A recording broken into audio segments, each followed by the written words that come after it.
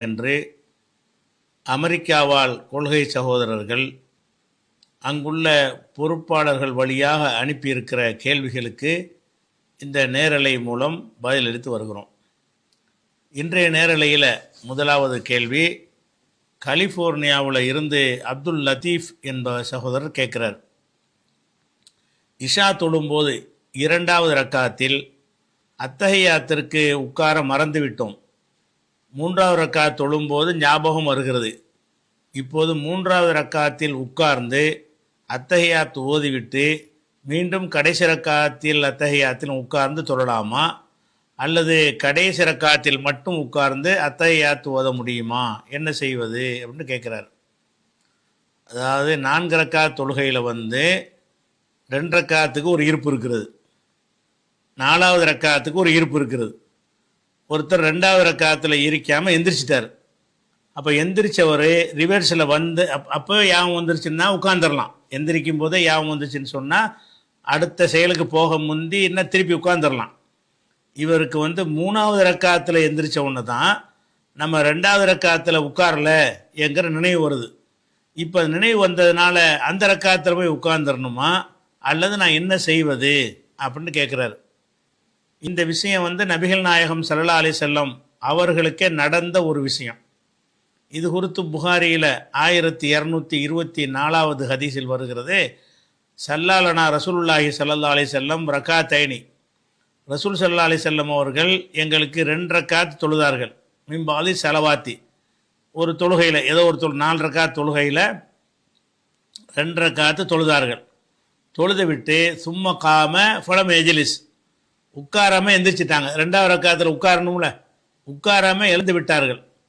இப்போ காமன் நாசும் ஆகும், மக்களும் அவங்களோட சேர்ந்து இமாமை ஃபாலோ பண்ணி எந்திரிச்சு விட்டார்கள்.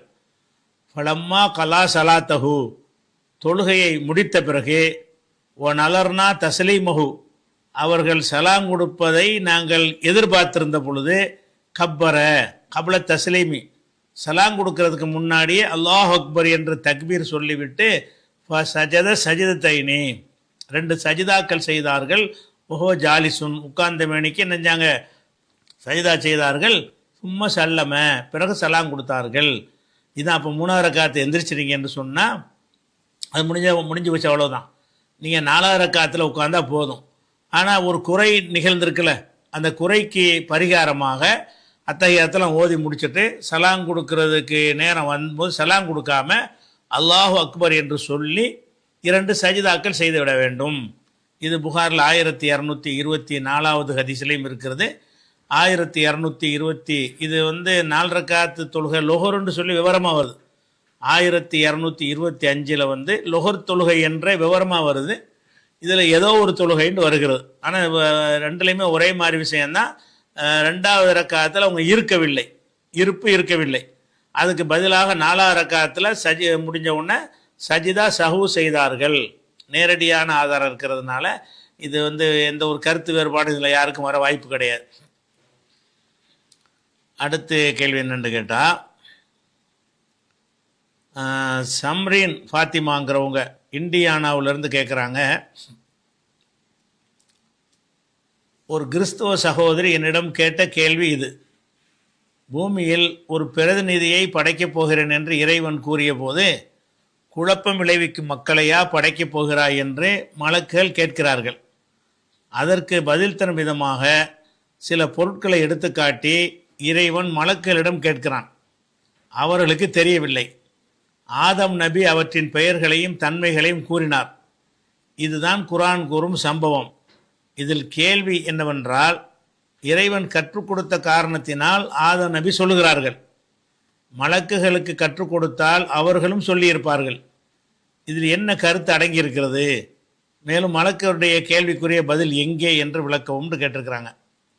அதாவது சில ஆதம் அலைஹிஸ்ஸலாத்தை படைக்கும் பொழுது மலக்குகளை அப்ஜெக்ஷன் தெரிவிக்கிறாங்க, மறுப்பு தெரிவிக்கிறாங்க, இந்த மாதிரி படைப்பை படைக்காதுன்னு சொல்லி. அல்லாஹ் என்ன செய்கிறான், உங்களோட எனக்கு தெரியும்னு சொல்லிவிட்டு ஆதமை படைச்சிட்டான். படைத்த உடனே அவங்களுக்கு ஆதம் அலைஹிஸ்ஸலாமுடைய அந்த உயர்வை காட்டுவதற்காக வேண்டி சில பொருட்களை அல்லாஹ் கற்றுக் கொடுக்குறான். பெயர்கள்னால் அந்த பொருட்களை தான், சில பொருட்களை பற்றி கற்றுக் கொடுக்குறான்.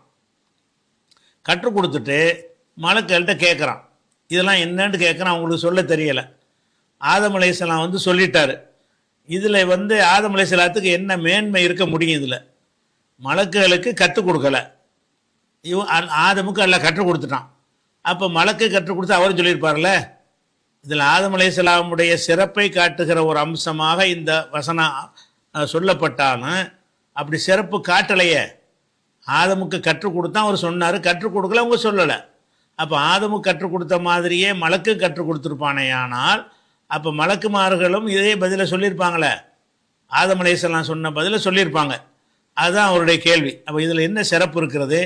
ஆதமுக்கு சொல்லி கொடுத்ததுனால அவர் வந்து சொல்லிவிட்டார், மலக்குக்கு சொல்லி கொடுக்கல, அவங்க சொல்லலை அப்படின்னு சொன்னால் இதில் வந்து மலக்குமார்கள் வந்து ஆதமுடைய உயர்வை ஒப்புக்கொள்ளக்கூடிய ஒரு அம்சம் இதில் இல்லையே அப்படிங்கிறது தான் அந்த கேள்வியாக இருக்குது. இதில் நம்ம என்ன நினச்சிக்கிட்டு நம்ம எதனால் இந்த கேள்வி வருதுன்னு கேட்டால், ஒவ்வொரு பொருளையும் இன்ன பொருளை இன்ன விஷயம்னு சொல்லி எல்லாம் கற்றுக் கொடுக்குறான்ல, இப்படி ஒன்று ஒன்றையாக சொல்லி கற்றுக் கொடுக்கறது அப்படின்ற அர்த்தம் வைத்து கொண்டோம் என்று சொன்னால் நீங்கள் சொல்கிற கேள்வி கண்டிப்பாக வரத்தான் செய்யும். இதுதான் மவுஸு, இது வாட்சி, இது சட்டை, இது வந்து பேனா, இது லேப்டாப்புன்னு கற்றுக் கொடுத்தோன்னு வைங்க. கற்றுக் கொடுத்துட்டோன்னா யார் வேணாலும் சொல்லுவாங்கல்ல. ஆதமும் கற்றுக் கொடுத்து விட்டு மலக்கு கற்றுக் கொடுக்கலன்னு சொன்னால் கற்றுக் கொடுக்காத மலக்கு சொல்ல மாட்டார். அதனால ஒன்று ஒன்றையும் கற்றுக் கொடுத்தான்ங்கிறதுக்கு அந்த அர்த்தம் வைத்தோம் என்று சொன்னால் அப்போ ஆதமுக்கு வந்து எந்த ஒரு சிறப்பும் கிடையாது. கற்றுக் கொடுத்த ஒரு விஷயத்தினால அவர் அந்த ஆன்சர் பண்ணிட்டாருன்னு வந்துடும்.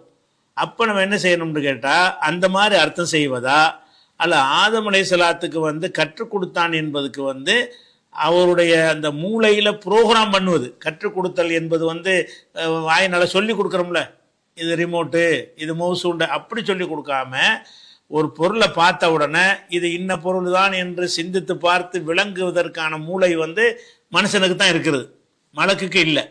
மலக்கு வந்து சொல்லி கொடுத்தது சொல்லுவாங்களே தவிர சுயமாக சிந்திக்கக்கூடிய ஒரு விஷயம் அவங்களுக்கு கிடையாது.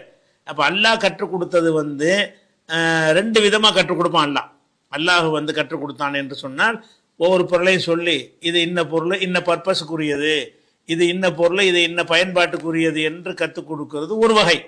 இன்னொரு வகை என்னவென்று சொன்னால், படைத்த இறைவனாக இருக்கிறதுனால அவன் என்ன நினைக்கிறானோ அதை வந்து என்ன செய்யறது, அவருடைய மூளையில் ஏற்றிடுறது.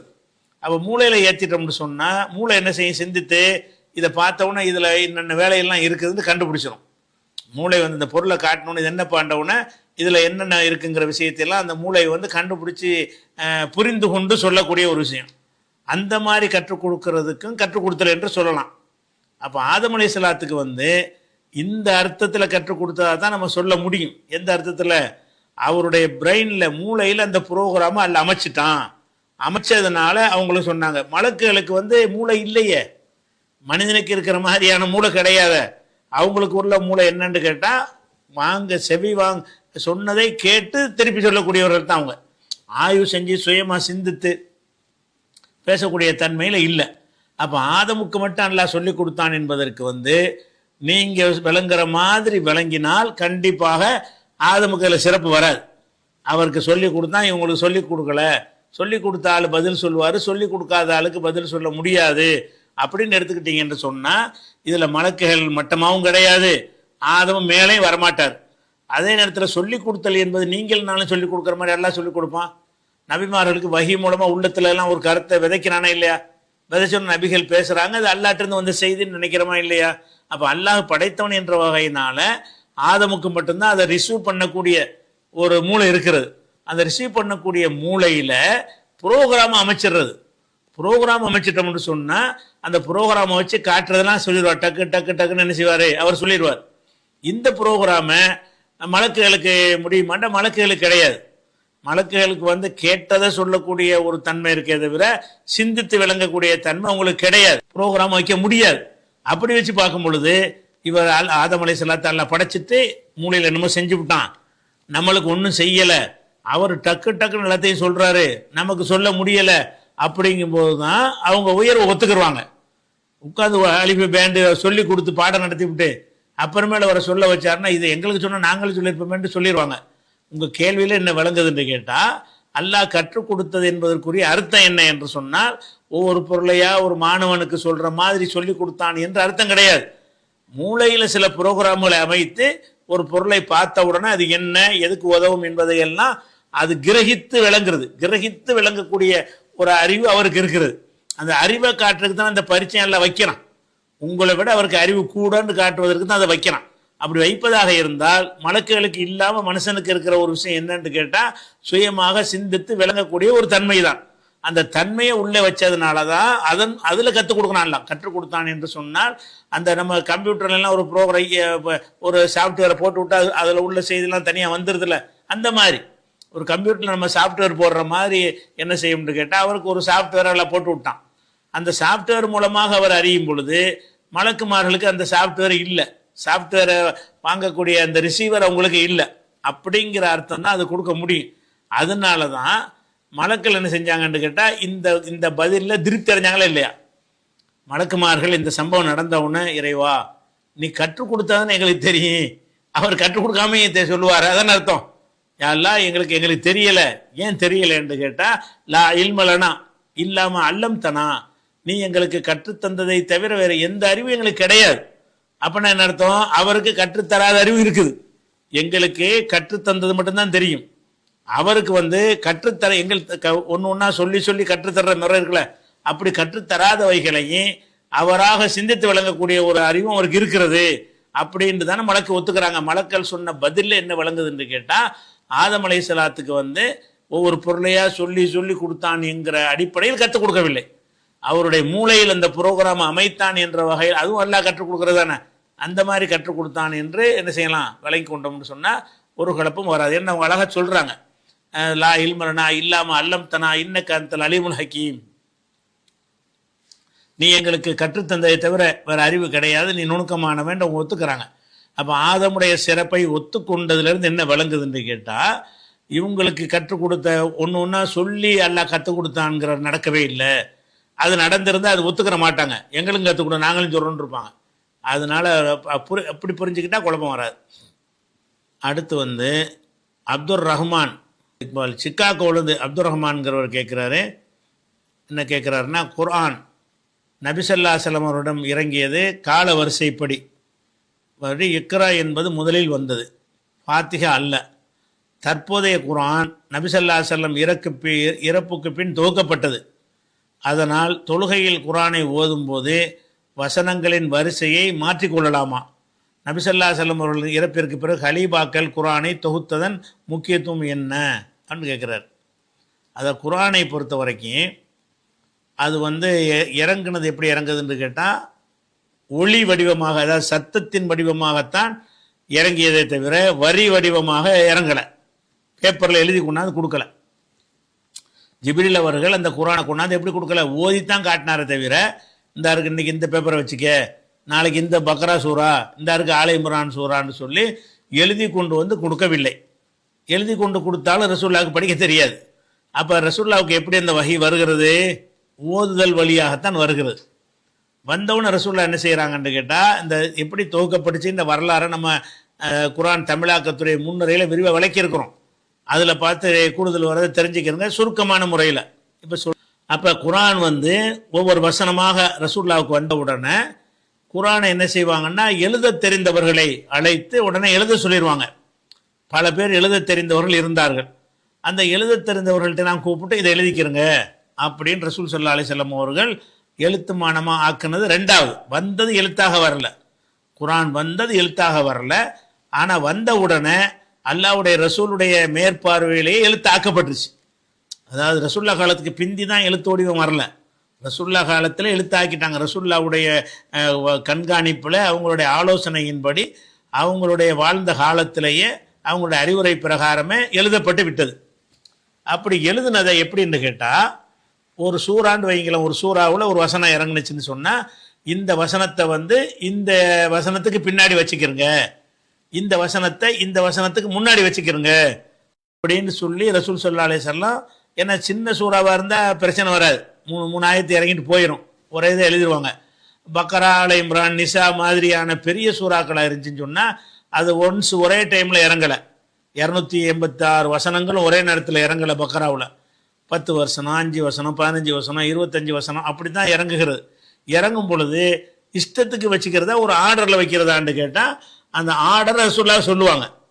அந்த ஆர்டர் பிரகாரம் என்ன செய்வாங்க, இதை வந்து இந்த இந்த இடத்துக்கு பக்கத்தில் இதை கொண்டு வச்சுக்கிறங்க அப்படின்னு சொல்லி ரசூலுல்லாஹ் சொல்லுவாங்க. அதன்படி எழுத்தர்கள் வந்து எழுதி கொள்வாங்க. எழுதி கொண்ட பிறகு ஒவ்வொரு சூறாவும் ஒரு அது முடிஞ்சிருச்சு, அதுக்கு ஆலை இம்ரான் வந்துச்சுன்னா இந்த ஆலை இம்ரானில் எழுதிக்கிறங்க, இந்த வசனத்தை ஆலை இம்ரானில் இந்த இந்த வசனத்துக்கு பின்னாடி சேருங்க என்றெல்லாம் ரசூலுல்லாஹ் சொல்லுவாங்க. அவங்க சஹாபாக்கள் எழுதிட்டாங்க.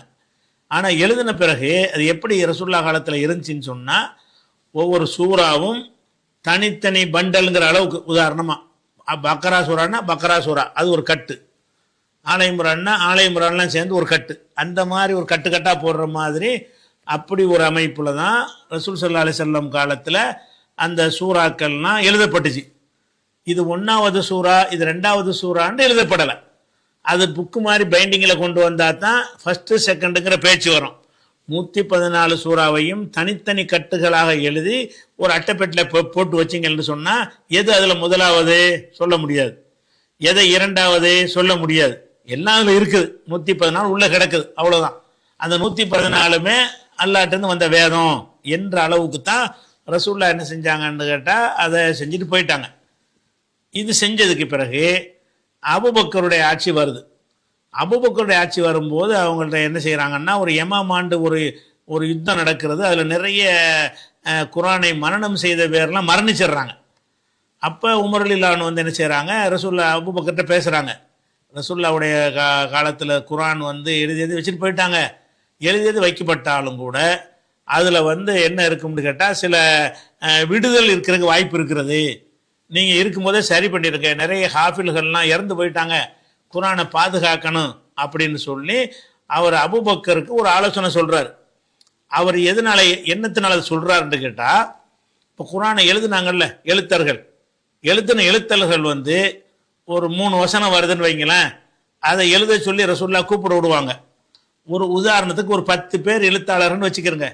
அந்த 10 எழுத்தாளர்களில் அன்றைக்கு வந்து அந்த வசனம் இறங்கும்போது 7 பேர் தான் மதீனாவில் இருந்தாங்கன்னு வைங்க.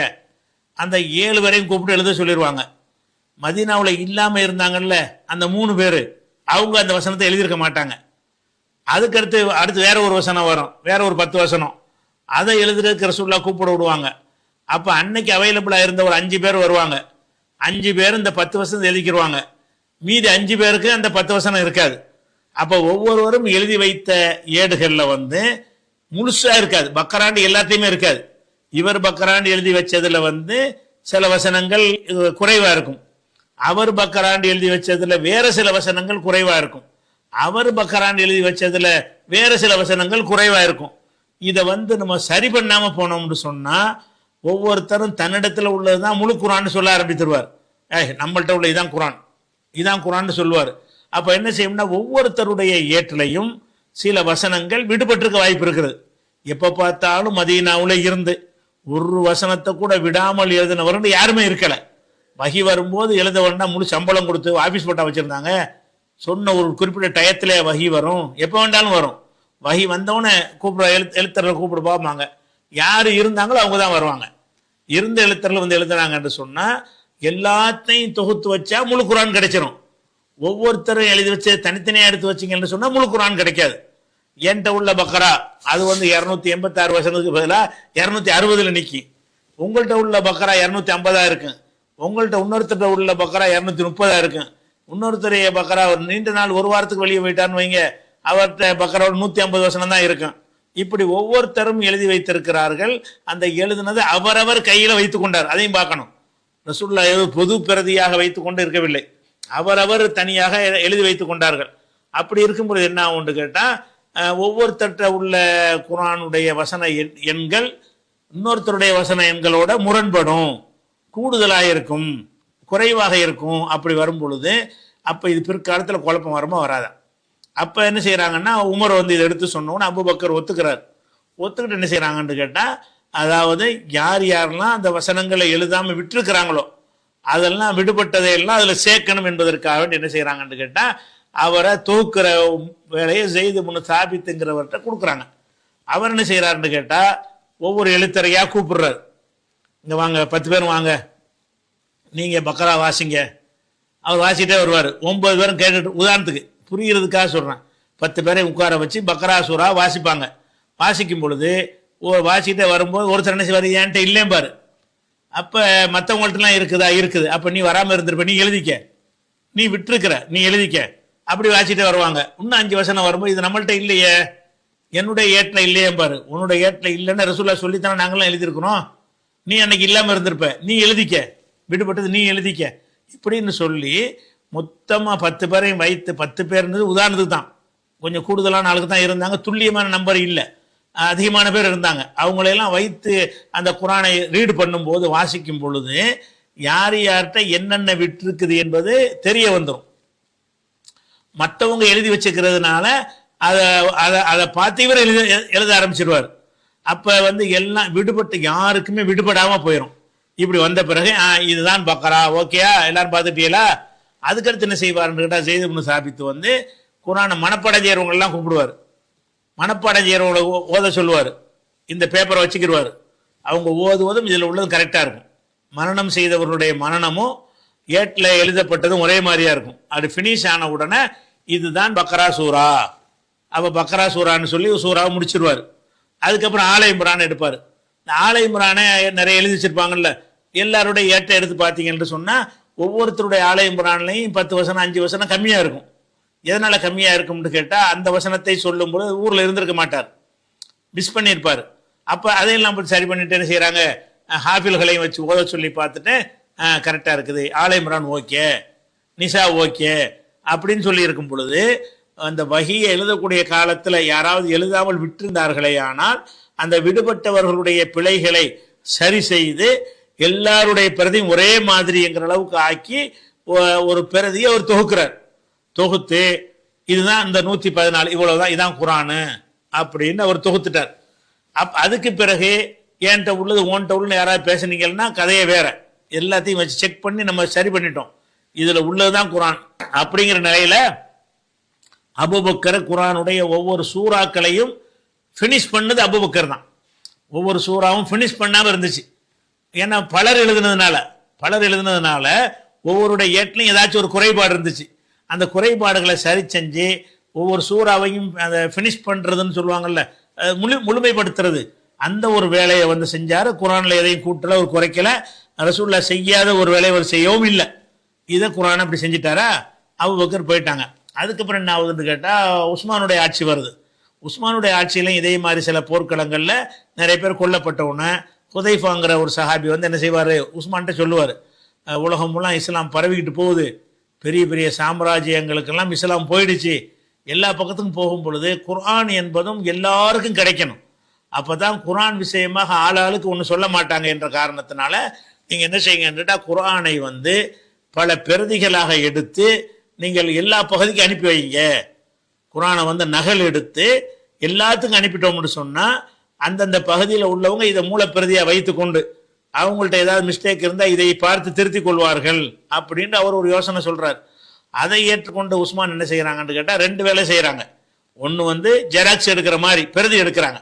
அபூபக்கர் பக்கரான்னு இது இருந்தார்ல, அதை கொடுத்து இதே மாதிரி ஒரு 100 காப்பி எடுங்க, ஆல இம்ரான் இது 100 காப்பி நீ எடு அப்படின்னு எழுத்தர்களை கூப்பிட்டு ஒவ்வொருத்தரையும் அதே மாதிரி எழுத சொல்கிறாங்க, பிரதி எடுக்கிறாங்க. 2வது வேலை செய்கிறாங்க. இந்த 114 எது எது 2வது அது கிடையாது. 114 சூறாவும் தனித்தனி கட்டுகளாக இருந்துச்சே தவிர இது 1வது இது 2வதுங்கிற மாதிரியான வரிசை ரசூல்லா ஏற்படுத்தலை, அபூபக்கரும் ஏற்படுத்தவில்லை. உஸ்மான் என்ன பண்றாருன்னு கேட்டா, நம்ம ஒரு குரானை ஒரு புக்கு வடிவில் தொகுக்கும் பொழுது எதையாச்சும் ஒரு கட்டுக்கட்டா கட்டி ஒரு அட்டைப்பட்டில் போட்டோம்னா தொகுக்கிற பேச்சு வராது. எல்லாத்தையும் சேர்த்து ஒரு புத்தக வடிவமாக்கும் போது எதை முதல்ல வைக்கிறது, எதை 2வது வைக்கிறது, எதை 3வது வைக்கிறது என்று செஞ்சா தான் அதை புக்கு வடிவாக அடுக்க முடியும் என்பதற்காக என்ன செய்யறாருன்னு கேட்டால், அந்த மக்கள்கிட்ட ஒரு மசோரா பண்ணி முதல்ல எதை வச்சுக்கலாம், முதல்ல ஃபாத்தியா தான் சிறந்ததாக இருக்குது, ஃபாத்தியா வைங்க, அடுத்து பெரிய சூறா வைப்போம், பக்கரா தான் பெருசாக இருக்குது, அதுக்கடுத்து கொஞ்சம் சின்னது ஆல இம்ரான் இருக்குன்னு பல காரணங்களை சொல்லி அவங்க அன்றைக்கு இருந்த மக்கள் மசோரா பண்ணி தான் இந்த 114 சூறாவை வரிசைப்படுத்தினாங்க. இந்த வரிசை அல்லாஹ் படுத்தினது இல்லை, ரசூல் படுத்தினது இல்லை, அபூபக்கர் படுத்தினது கிடையாது. அதில் 1வதுங்கிற சூறாவை 10வதாக கூட வைக்கலாம், 20வது சூறாவை 1வதாகவும் நீங்கள் ஓதலாம். இந்த சூறாவுடைய வரிசைன்னு இருக்குல்ல, இது 1வது சூறா 2வது சூறான்றது அந்த வரிசை அல்லாஹ்வோ ரசூலை ஏற்படுத்தினது இல்லை. இது அடிப்படை விளைவிக்கணும். ஆனால் வசனங்கள் இருக்குதுல்ல, அது ரசூலை ஏற்படுத்தினது. இந்த வசனத்துக்கு பிறகு இது, இந்த வசனத்தை முன்பின்னா ஓதிடக்கூடாது. வசனத்தை முன்பின்னா ஓதுனீங்கன்னா குரானில் சேஞ்ச் பண்ணுறேன்னு வந்துடும். சூறாக்களை முன்பின்ன ஓதுனீங்கன்னா சூறாவில் முதல் சூறா ரெண்டாவது சூறான்னு இஸ்லாம் சொல்லவே இல்லை. அது ஒரு சூறா, அவ்வளோதான். இது ஒரு சூறா. அப்போ வரிசைப்படுத்தின யார்? உஸ்மான் தான் பண்ணார். உஸ்மான் தன்னிச்சையப்படுத்தலை. அங்கே உள்ள காரிகள் அந்த அறிஞர்களை கூட்டு வச்சு மசூரா பண்ணி எதை முதல்ல வச்சுக்கலாம், எதை ரெண்டாவது வச்சுக்கலான்னு அந்த டிஸ்கஷன் நமக்கு கிடைக்கல. ஆனால் டிஸ்கஷன் பண்ணி தான் வச்சாங்க. என்ன காரணத்துக்காக செஞ்சாங்கன்னு நமக்கு அறிவிப்பு வரவில்லை. ஆனால் ஏதோ ஒரு காரணத்துக்காக வேண்டி இது 1, அல்ஹம்து 1, பக்கரா 2, ஆல இம்ரான் 3, நிசா 4, மாயிதா 5, அன்னாம் 6, ஆராஃப் 7 இப்படியே வந்து என்ன செஞ்சாங்க, அந்த வரிசைப்படுத்தின வேலையை செஞ்சாங்க. வரிசைப்படுத்தினது 1 உஸ்மான் தான் செஞ்சார். மார்க்கத்தில் அதுக்கு எந்த முக்கியத்துவம் கிடையாது. அதனால நீங்கள் என்ன செய்யலாம், முதல் சூறாவில் குல்லவுது ரப்பின் நாஸ்ன்னு ஓதிப்புட்டு அடுத்த ரக்காத்தில் அலம் தர கைஃபன் நீங்கள் ஓதலாம். ஏன்னு கேட்டால் அந்த வரிசை வந்து மனுஷன் ஏற்படுத்தி கொண்ட வரிசை தான். சூறாக்களுடைய வரிசையை மாற்றி ஓதுறதுல எந்த ஒரு பஞ்சாயத்தும் வராது. ஆனால் ஆயத்துகளை முன்ன பின்ன ஓதிடக்கூடாது. அதை விளைவிக்கிறணும். இதுதான் பேசிக்கான விஷயம். இதை நல்ல விரிவாக நம்ம வந்து குரானுடைய தமிழாக்கத்தில் முன்னுரையில் விளக்கியிருக்கிறோம். இது தனியாக போச்சா. இப்போ வந்து அந்த ஆயத்துகளை சூறாக்களை ரசூல்லா வருஷப்படுத்தலை என்பதற்கு ஒரு ஆதாரம் காட்டுவதாக இருந்தால் முஸ்லீமில் ஒரு ஹதீஸ் வருது. அந்த ஹதீஸ் என்ன வருதுன்னு கேட்டால், ரசூல் ஸல்லல்லாஹு அலைஹி வஸல்லம் அவர்கள் என்ன செஞ்சாங்கன்னா, அது ஹுதைஃபாங்கிறவர் அறிவிக்கிறார். நான் ரசூல்லாவோட ஒரு இரவு தொழுதேன். தொழுகும் பொழுது பக்கராவை முதல்ல ஆரம்பித்தார்கள். அல்ஹம்து ஓதி முடித்தவொன்னே எதை ஓதுனாங்க, பக்கராவை ஓத ஆரம்பித்தார்கள். நான் நினைத்து கொண்டேன் ஒரு 100 ஆயத்தில் ருக்கு செஞ்சிருவாங்க என்று நினைத்து கொண்டேன். ஆனால் 100 ஆயத்தில் ருக்கு செய்யலை, ஓத ஆரம்பிக்கிறாங்க, போய்கிட்டே இருக்குது. அப்புறம் நான் நினச்சிக்கிட்டேன், அப்போ இந்த ஒரு ரக்காத்தில் முழு சூறாயும் ஓதிடுவாங்க போல இருக்க அப்படின்னு நான் நினைத்து கொண்டேன். ஆனால் முழு சூறா பக்கரா முடிஞ்சிச்சு, ருக்குக்கு போகல. அடுத்து என்ன செஞ்சாங்கன்னா, சும்மஃப்தஹன் நிசா, பிறகு நிசாவை ஓதினார்கள். பக்கராவுக்கு அடுத்து எதை ஓதணும், வரிசையாக இருந்த ஆலை இம்ரான் தானே ஓதணும். பக்கரா 2வது சூறா, நம்முடைய குர்ஆனுடைய பிரதியில் உள்ள பிரகாரம் 3வது சூறா ஆலை இம்ரான் இருக்குது. ஆனால் ரசூல்லா என்ன செய்கிறாங்கன்னு கேட்டால், பக்கராவுக்கு அடுத்து நிசா ஓதுறாங்க 4வது சூறாவை. அப்புறம் அதை ஓதுனாங்க சும்மஃப்தஹ ஆலை இம்ரான், பிறகு ஆலை இம்ரானை ஓதுனாங்க. ஆலை இம்ரான் 3வது உள்ளதை 4வதாகவும் 4வது உள்ளதை 3வதாகவும் என்று சொல்ல என்ன செய்கிறாங்க, ஓதுறாங்க. அப்படி ஓதி தொழுதாங்கன்னு வருது. அப்போ அதுலேருந்து என்ன வழங்குறது, நம்ம வைத்திருக்க அந்த வரிசைக்கு மாற்றமாக ஓதிருக்காங்கன்னு வழங்குறது.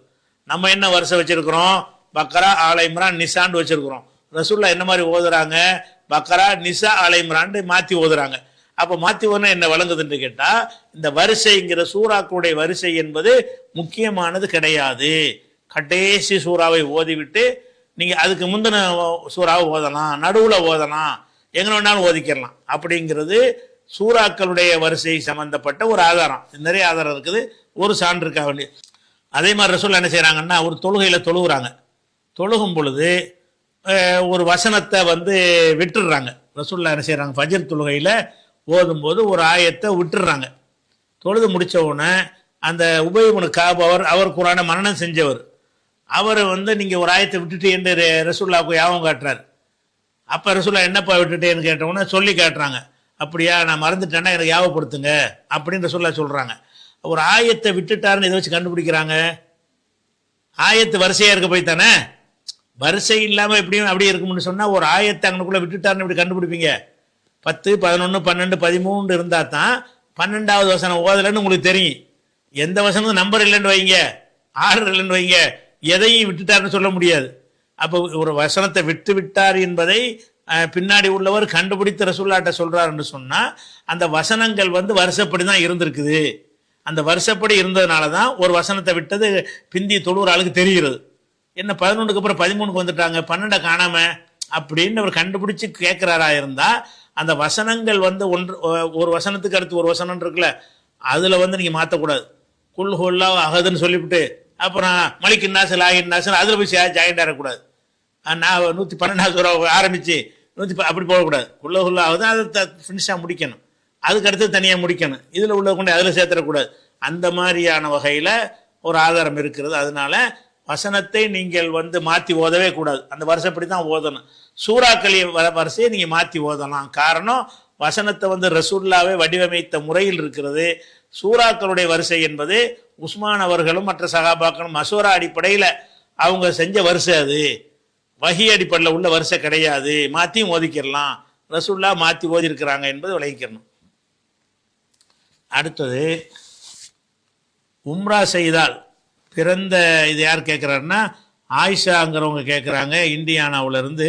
உம்ரா செய்தாலே பிறந்த பாலகனை போல் ஆகிவிடுவார் என்று கூறியிருந்தீர்கள். உம்ரா செய்தால் அனைத்து பாவங்களும் மன்னிக்கப்படும் என்று இருந்தால் ஒரு உம்ராவுக்கும் மறு உம்ராவுக்கும் இடையே உள்ள பாவங்கள் மன்னிக்கப்படும் என்று சொல்ல தேவையில்லையே, இரண்டும் மாறுபட்ட கருத்தை தருகிறது அப்படின்னு கேட்குறாங்க. அது என்ன வருதுன்னு கேட்டால் ரசூல் ஸல்லல்லாஹு அலைஹி வஸல்லம் சொல்கிறாங்க ஒரு ஹதீஸில், அந்த ஹதீஸை வச்சு தான் கேள்வி கேட்குறாங்க. அந்த ஹதீஸ் என்னன்னு கேட்டால் புகாரில் 1773வது ஹதீஸ். அல் உம்ரத்தி அல் உம்ரத்தி, ஒரு உம்ராவிலேருந்து மறு உம்ரா வரைக்கும் உள்ள விஷயம் வந்து கஃபாரத்துன் லிமா பைனஹுமா, அது இடைப்பட்ட காலத்துக்குரிய பரிகாரம் ஆயிரும். ஒரு உம்ரா செஞ்சுட்டானா அடுத்த ஒரு உம்ரா செய்கிறானா அந்த ரெண்டுக்கு மத்தியில் உள்ள காலத்தில் உள்ள தவறுகளுக்கு அது பரிகாரம் ஆயிரும். ஒரு உம்ராவுக்கும் அடுத்த உம்ராவுக்கும்னு சொல்லி ஒரு ஹதீஸ் இருக்குது. அந்த ஹதீஸுக்கு இன்னொரு ஹதீஸ் என்ன இருக்குன்னு கேட்டால், யார் வந்து இந்த ஹஜ்ஜுக்கு வந்து காபத்துல்லாவுக்கு வந்து ஒழுங்கான முறையில் ஹஜ்ஜு செய்கிறானோ அவன் அன்று பிறந்த பாலகனை போல வருவான் அப்படின்னு சொல்கிற ஹதீஸ் வந்து உம்ராவுக்கும் வருது. யார் ஹஜ்ஜு செய்கிறானோ என்று வருகிறது, யார் இந்த பைத்துல்லாவுக்கு வந்து விடுகிறானோ அப்படின்னு ஹதீஸ் இருக்கிறது. ஒருத்தர் உம்ரா செஞ்சாலும் பாவமே இல்லாதவராக திரும்பி வர்றான்னு இருக்குது. அப்போ பாவமே இல்லாமல் திரும்பி வர்றார் என்பது ஒரு உம்ராவுக்கும் மறு உம்ராவுக்கும் இடைப்பட்ட பாவங்களுக்கு பரிகாரம் என்பது ஒரு முரணாக தெரியுது. அதான் எல்லா பாவமும் இல்லாமல் வந்துருக்கும்போது அதை அப்படியே சொல்கிறாங்க, ஒரு உம்ராவுக்கும் மறு உம்ராவுக்கும் இடைப்பட்டு தான் மன்னிக்கப்படும் வருது அப்படின்னு கேட்குறாங்க. ஒரு முரணுமே கிடையாது. ஏன்னு கேட்டால் நம்ம ஹஜ்ஜுக்கு உம்ராவுக்கு போகிறோம், போயிட்டு வரும்போது எல்லா அப்பவும் மன்னிக்கப்பட்டுருச்சு, அன்னைக்கு மூத்தா போயிடுவோமா? அதுக்கு பிறகு வாழ்வீங்கள, அந்த பாவத்துக்கு என்ன செய்யறது? மன்னிக்கப்பட்டவராக வர்றாருன்னு சொன்னால் கடந்த காலத்துக்கு தானே மன்னிக்கப்படும். நீங்கள் ஒரு உம்ரா செஞ்சுட்டு வர்றீங்க, அன்று பிறந்த பாலகனை போல் வந்துட்டீங்க, வந்ததுக்கு பிறகு மர ஏதாவது பண்ணுவீங்களே. ஹஜ்ஜுக்கு போயிட்டு வந்து உம்ராவுக்கு போயிட்டு வந்து தப்பு செய்ய மாட்டானா? அப்போ அந்த தப்பு இருந்துக்கிட்டே இருக்கும். அப்போ ஒரு இன்னொரு உம்ரா செஞ்சான்னு வைங்க, நடுவில் உள்ளது அழிச்சிடும். அப்போ எதுக்காக ரசூல் அப்படி சொல்கிறாங்கன்னு கேட்டால், ஒருத்தனுடைய பாவமே இல்லாமல் ஆகிவிடும் என்பது வந்து வருங்காலத்தில் செய்கிற பாவத்துக்கு வராது, அது கடந்த காலத்தில் செஞ்ச பாவத்துக்கு தான் வரும். கடந்த காலத்தில் செஞ்ச பாவத்தோடு நீங்கள் பாவம் இல்லாமல் திரும்பிட்டீங்கன்னு சொன்னால் வந்ததுக்கு பிறகு உங்களுடைய வாழ்க்கை வந்து பரிசுத்த வாழ்க்கையாக இருக்கும்னு சொல்ல முடியுமா? அதில் நீங்கள் தப்பு செய்யலாம்ல. அந்த மாதிரி தப்பு செய்வீர்கள், ஏன்னா அதுக்கு மன்னிப்பு வேணும்ல. அதே கருத்தில் கொண்டு தான் ரசூல் என்ன செய்கிறாங்கன்னு கேட்டால், அப்படிலாம் நடந்துச்சு சொன்னால் ஒரு உம்ராவுக்கு மறு உம்ராவுக்கு இடைப்பட்ட காலத்துக்கு அது மன்னிப்பு. அன்று பிறந்த பாலகனை போல் அவர் வந்துடுவார், அதுக்கப்புறம் பல பாவம் செய்வார். அப்போ அடுத்த உம்ரா செய்வோம், அது பரிகாரம் ஆயிரும். அப்போ எப்போ நீங்கள் சொல்கிறது கரெக்டாக வரும்னு கேட்டால், உம்ரா செஞ்சுட்டு வந்து அப்போ செத்து போயிட்டான், அவனுக்கு தான் அடுத்த பாவம் இருக்காது. உம்ரா செஞ்சுட்டு வந்து வாழ்ந்தானேயானால் வாழ்ந்தவன் பாவம் செய்யத்தானே செய்வான், அதுக்கு ஒரு பரிகாரம் வேணும் தானே. அதனால முரண் ஒன்றும் கிடையாது. அதை கருத்தில் கொண்டு சொல்கிறாங்க. ஹைதருங்கிறவர் கேட்குறாரு, என்னுடைய நண்பன் எனக்கு ரமலான் வாழ்த்துக்கள் பக்ரீத் வாழ்த்துக்கள் என்று சொல்கிறான். நான் உன்னுடைய பண்டிகைக்கு வாழ்த்துக்கள் சொல்லும் பொழுது நீ எனக்கு தீபாவளி வாழ்த்து பொங்கல் வாழ்த்து சொல்வதிலே ஏன் என்று கேட்குறான். இவருக்கு முஸ்லீம் அல்லாத நண்பர் ஒருத்தர் இருக்கார் போல இருக்கு. அவர் இவருக்கு வந்து என்ன செய்வார், ரம்ஜான் வாழ்த்து பக்ரீத் வாழ்த்துன்னு 2 பெருநாளைக்கு வாழ்த்து சொல்லிடுவார் போல இருக்கு. ஆனால் இவர் வந்து பொங்கல் தீபாவளிக்கு வாழ்த்து சொல்வது இல்லை. அதை நண்பர் கேட்குறாராம், ஏன்ப்பா நான் மட்டும் உனக்கு வந்து ரம்ஜான் வாழ்த்து பக்ரீத் வாழ்த்து சொல்கிறேன்னே, நீ என்னத்துக்காக வேண்டி பொங்கல் வாழ்த்து தீபாவளி வாழ்த்துலாம் சொல்கிறது இல்லை அப்படின்னு கேட்குறான். அப்போ நம்ம இப்போ தீபாவளி வாழ்த்து பொங்கல் வாழ்த்துன்னு சொன்னால் நம்ம அதை ஆதரிச்ச மாதிரி வந்துடுமே அப்படின்ட்டு ஒரு உறுத்தலாகவும் இருக்குது. அப்படி சொல்லலைன்னு சொன்னால் தேவையற்ற ஒரு மனஸ்தாபங்கள் வருமே, அவனுக்கு என்ன மாதிரி நம்ம பதில் சொல்வது அப்படிங்கிற அடிப்படையில் இந்த கேள்வி கேட்குறார். பொதுவாக ஒரு விஷயத்தை நம்ம விளங்கிக்கிறோன்னு, மார்க்கத்தில் வளைஞ்சி கொடுக்கக்கூடாது, அதில் மாற்றுக்கிறது கிடையாது. பிறரை திருப்திப்படுத்துவதற்காக வேண்டி நமக்கு தடை செய்யப்பட்டது. உதாரணமாக இப்படி கேட்குறான்னு வைங்களாமே, உங்களுக்கு புரிஞ்சுக்கிறதுக்கு தான். அவனுக்கு என்ன சொல்கிறோன்னு ரெண்டாவது சொல்கிறேன். நீங்கள் உங்களவுக்கு புரிஞ்சுக்கிறதுக்கு அவன் என்ன செய்கிறான், உங்கள்கிட்ட வந்து கேட்குறான், ஏன்ப்பா நான் வந்து உங்கள் பள்ளிவாசலுக்கு தர்காவுக்குலாம் நான் வர்றேனே, நீ ஏன் எங்கள் கோயிலில் வந்து சாமி கும்பிடலன்னு கேட்குறான். அப்போ என்ன சொல்லுவீங்க? அவன் செஞ்சால் நம்ம செய்ய முடியும், வராதது தானே. அவன் செஞ்சால் நம்ம செய்யணுன்றது அது சட்டம் கிடையாது. அவனுக்கு அனுமதி இருக்கவன் செய்கிறான், நமக்கு அனுமதி இல்லை செய்யலை. உனக்கு எத்தனை தெய்வம் வேணாலும் நீ வணங்கலாம், அதை நீ வணங்கிடுற. எனக்கு ஒரு அல்லாஹ் தவிர யாரும் வணங்கக்கூடாது, நான் எப்படிப்பா வணங்குறது அப்படிங்கிற பதில் உங்களுக்கு இருக்குதுல்ல. அந்த மாதிரி தான் சில விஷயங்கள் வந்து அவர்களுக்கு அனுமதிக்கப்பட்டிருக்கிறது. எந்த ஒரு இதையும் அவங்க வாழ்த்தலாம். அவங்களுக்கு ஒரு சட்டத்திட்டம்லாம் இந்த இந்த விஷயத்துக்கு கொடுக்கப்படவில்லை. நமக்கு என்ன இருக்கிறது?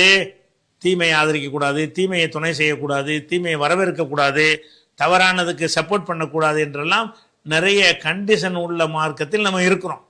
அப்படி இருக்கும் பொழுது அவங்க செஞ்சாங்க என்பதற்காக வேண்டி நம்ம செய்ய முடியாது.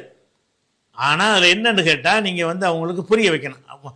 அது வந்து வேற மாதிரி அவங்க வெறுக்கிற மாதிரியான ஒரு டைப்பில் இல்லாமல் அழகான முறையில் அவங்களுக்கு புரிய வைக்கலாம். என்ன புரிய வைக்கணும்னு கேட்டால், இப்போ பக்ரீத்தெல்லாம் நீங்கள் வாழ்த்து தெரிவிக்கிறீங்கன்னா உங்கள் நல்லிணக்கத்தில் நீங்கள் செய்கிறீங்க.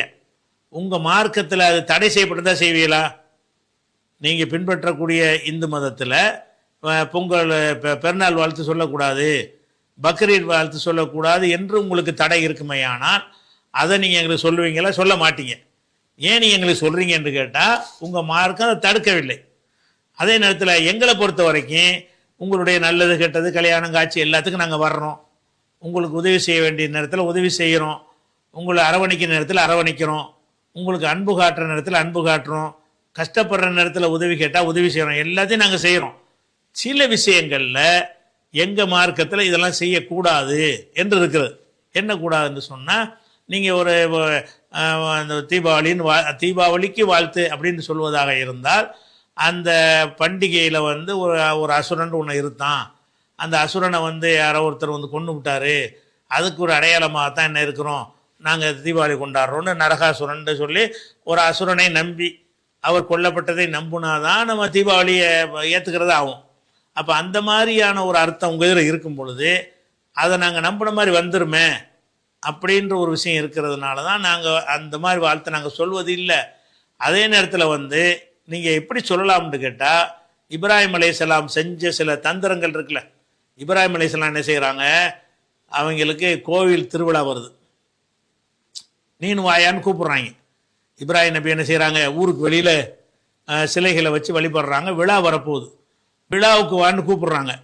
அப்போ இப்ராஹிம் நபி என்ன செய்கிறாங்கன்னு கேட்டால், விழாவுக்கா, எனக்கு கொஞ்சம் உடம்பு சரியில்லாமல் இருக்குது அப்படிங்கிறாங்க. ஒகால இன்னி சகீம், நான் நோயாளியாக இருக்கிறேன், எனக்கு வர இயலாது அப்படின்ற உடனே சரின்னு சொல்லிட்டு அவங்க விழாவுக்கு போயிட்டாங்க. அப்போ இவர் வந்து அந்த விழாவை புறக்கணிக்க நினைக்கிறாரு. அதுக்கெல்லாம் நான் வர முடியாதுப்பா என்றும் சொல்லலாம். அப்படி சொல்லாமல் என்ன செய்கிறாருன்னு கேட்டால், எனக்கு உடம்பு சரியில்லை, சகீம்னா நோயாளி, நான் ஒரு நோயாளியாக இருக்கிறேன்னு சொல்லிடுறாரு. இது 37வது வசனத்தில் 37வது சூறாவில் 89வது வசனத்தில் இருக்கிறது.